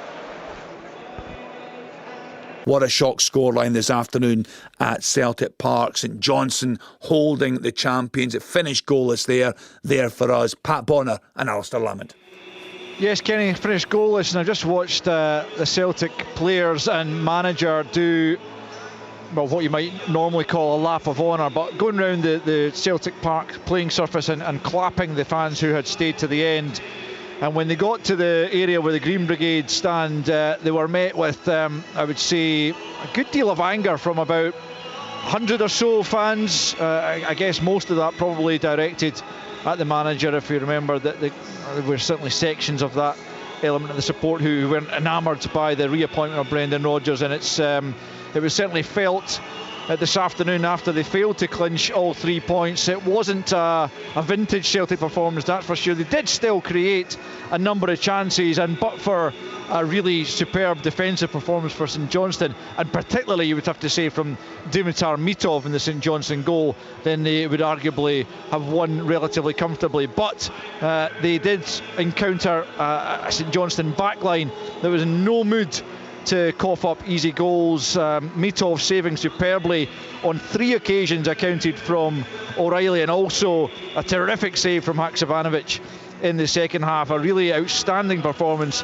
from Mitov. Catch that on Sportscene this evening. I'm sure you'll see most of those, if not all of those saves, at 7:30 on the BBC Scotland channel. There was chances also for the likes of Turnbull as well, but nothing really would fall for Celtic. Kyogo fired just wide early on, but in truth, although St Johnstone offered very little going forward, Joe Hart was required to make a couple of outstanding saves himself in the second period. Firstly from debutant Dara Costello, who did superbly against Liam Scales to engineer an opportunity and then fire it goalwards, and it was a terrific reaction save from Hart to turn it wide. Liam Gordon then had a great chance from the corner, and it was a poor header really when he should have done a whole lot better. And then Stevie May on a counter-attack broke through, and it was another good save from Joe Hart to keep the scoreline blank. Celtic pushed and pushed as you would expect. There was 8 minutes or more of injury time played, but they still just couldn't find the inspiration, Packy, to break St Johnstone down. No, and it just looked that, on occasion we've seen Celtic score in the last couple of minutes, and those would have been big results that maybe won a championship for them. It just didn't quite look that was going to happen today, even though they did create good chances, especially in that first half. But against St Johnstone, listen, everybody's expectations today were high. They were high here to win this game, keep the 3-point gap between themselves and Rangers. That is now gone, and although they're still ahead of them, but they've got to go now to Ibrox next week, and that will be a big task for them, especially with their confidence now just dipped down to a level. Big job for Brendan Rodgers to get this group really tuned into what they should be doing on the pitch and how they go about it, and take it from over the next couple of weeks in the Champions League, of course, also round the corner. So fans aren't happy tonight. No, they are not. Celtic do move back to the top of the table, but not in the fashion that most people would have predicted. St Johnstone off the mark, and again it's a point that comes at a hugely unlikely venue for them, but a terrific performance and plenty to build on and to be positive about, you would imagine, for Stephen McLean, who did say, judge me at the end of the transfer window when I've got my squad together, and certainly on today's evidence they will be a hard team to beat over the course of the season. It finishes at Celtic Park, Celtic 0, St Johnstone 0. McLean, he sounded very confident, you would have to say, at the start of the game. We'll get reaction from Celtic Park. We'll hear from both managers. So Celtic and Motherwell tied at the top of the table, 7 points. Rangers and St Mirren 6 points. Hearts and Kilmarnock and Livy all on 4 points. Ross County 3 points. Dundee, Aberdeen and St Johnstone all with a point. Hibs bottom of the table, played 3, lost 3. Michael Stewart, another huge disappointment for the fans here at Easter Road this afternoon, because the Celtic manager Brendan Rodgers is live right now with our reporter Martin Dowden. Brendan, obviously not the result you wanted. Did you deserve the win today? No, I don't think so. I think there was enough effort and from the players, but and obviously the keeper makes a couple of really good saves, but overall I didn't think we played at the tempo that we would want to, in the speed of the game, and then that little bit of craft that you need to break down a team that's low. I think St Johnstone deserved something from the game in terms of their attitude in the game. For us, we lacked a number of things that you need to win the game. So disappointing result and performance. Why do you think that performance came? Obviously off the back of going out the cup last week as well. Yeah, no, it's there's a number of things that we're working on that we need to be better in, but certainly the tempo of the game was too slow, and breaking through into areas with a bit more quality. Like I said, we had chances. We arrived in good spaces on the field, but we have to show that little bit more imagination, that bit more quality to penetrate, and sadly we weren't able to do that. We know you're obviously hampered with injuries at the moment, that's a fact. Is that playing a part in the process of you trying to tinker with the way the side play compared to last season as well? No, listen, it's nothing to do with the way the team's playing. How we arrive into the final third of the pitch is exactly the same, or into their half. When we're in there, it's exactly the same as what the players have been working on. They've got the width in the game, they get the numbers on the inside, you come up in behind it. So in terms of message in the opposition's half, there's no difference in the message. It's sometimes what happens, like I said, after you win a treble, it can happen. You put such a big effort into last season, then you come into this season, there's a greater expectation, there's opponents will always up their game against you. So but it's my job to find the solutions. Are they carrying out exactly what you want them to do? I saw a number of examples where they got wide, got in good positions, maybe the ball flashes across and there's no one there, that sort of thing. Yeah, that's, again, we spoke about that at half-time. So you have to really go to attack the box and making sure you're there to attack it. So yeah, but that's something that will come. I think it's fair to say there was a bit of a negative reaction overall, and a specifically negative one over in the corner where I think the Green Brigade are. What's your reaction to that?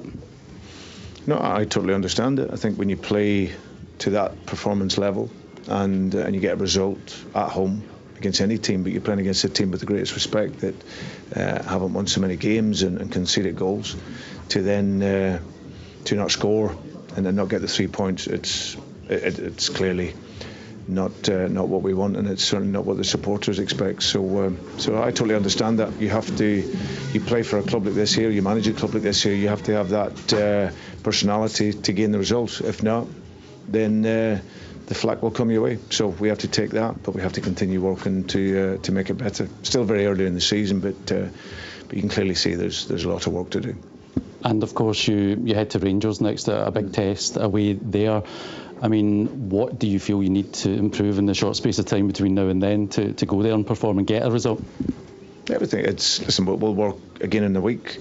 I think from today we'll go away and analyse the game and look at the areas where we can be better.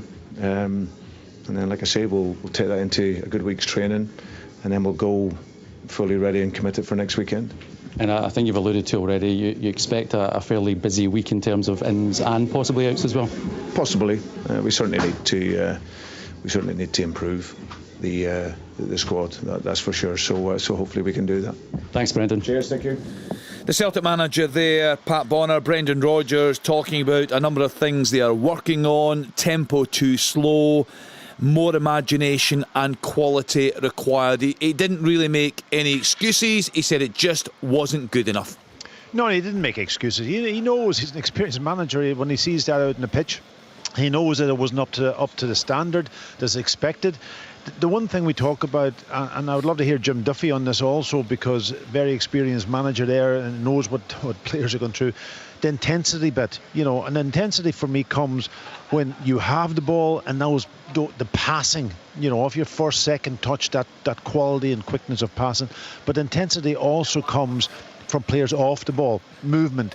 And I just looked at it at times, and if I'm a player on the ball, I'm looking up to say, well, is there somebody moving that I can pass the ball to, or are they standing for that couple of seconds too long and not doing that for me to create space, to exploit space? And then there's another simple pass backwards or square as a safety pass then. And that to me at times was kind of almost missing. And we've seen Celtic play well, really well, when the intensity is up both in those areas, when they have the ball and passing and off the ball and movement.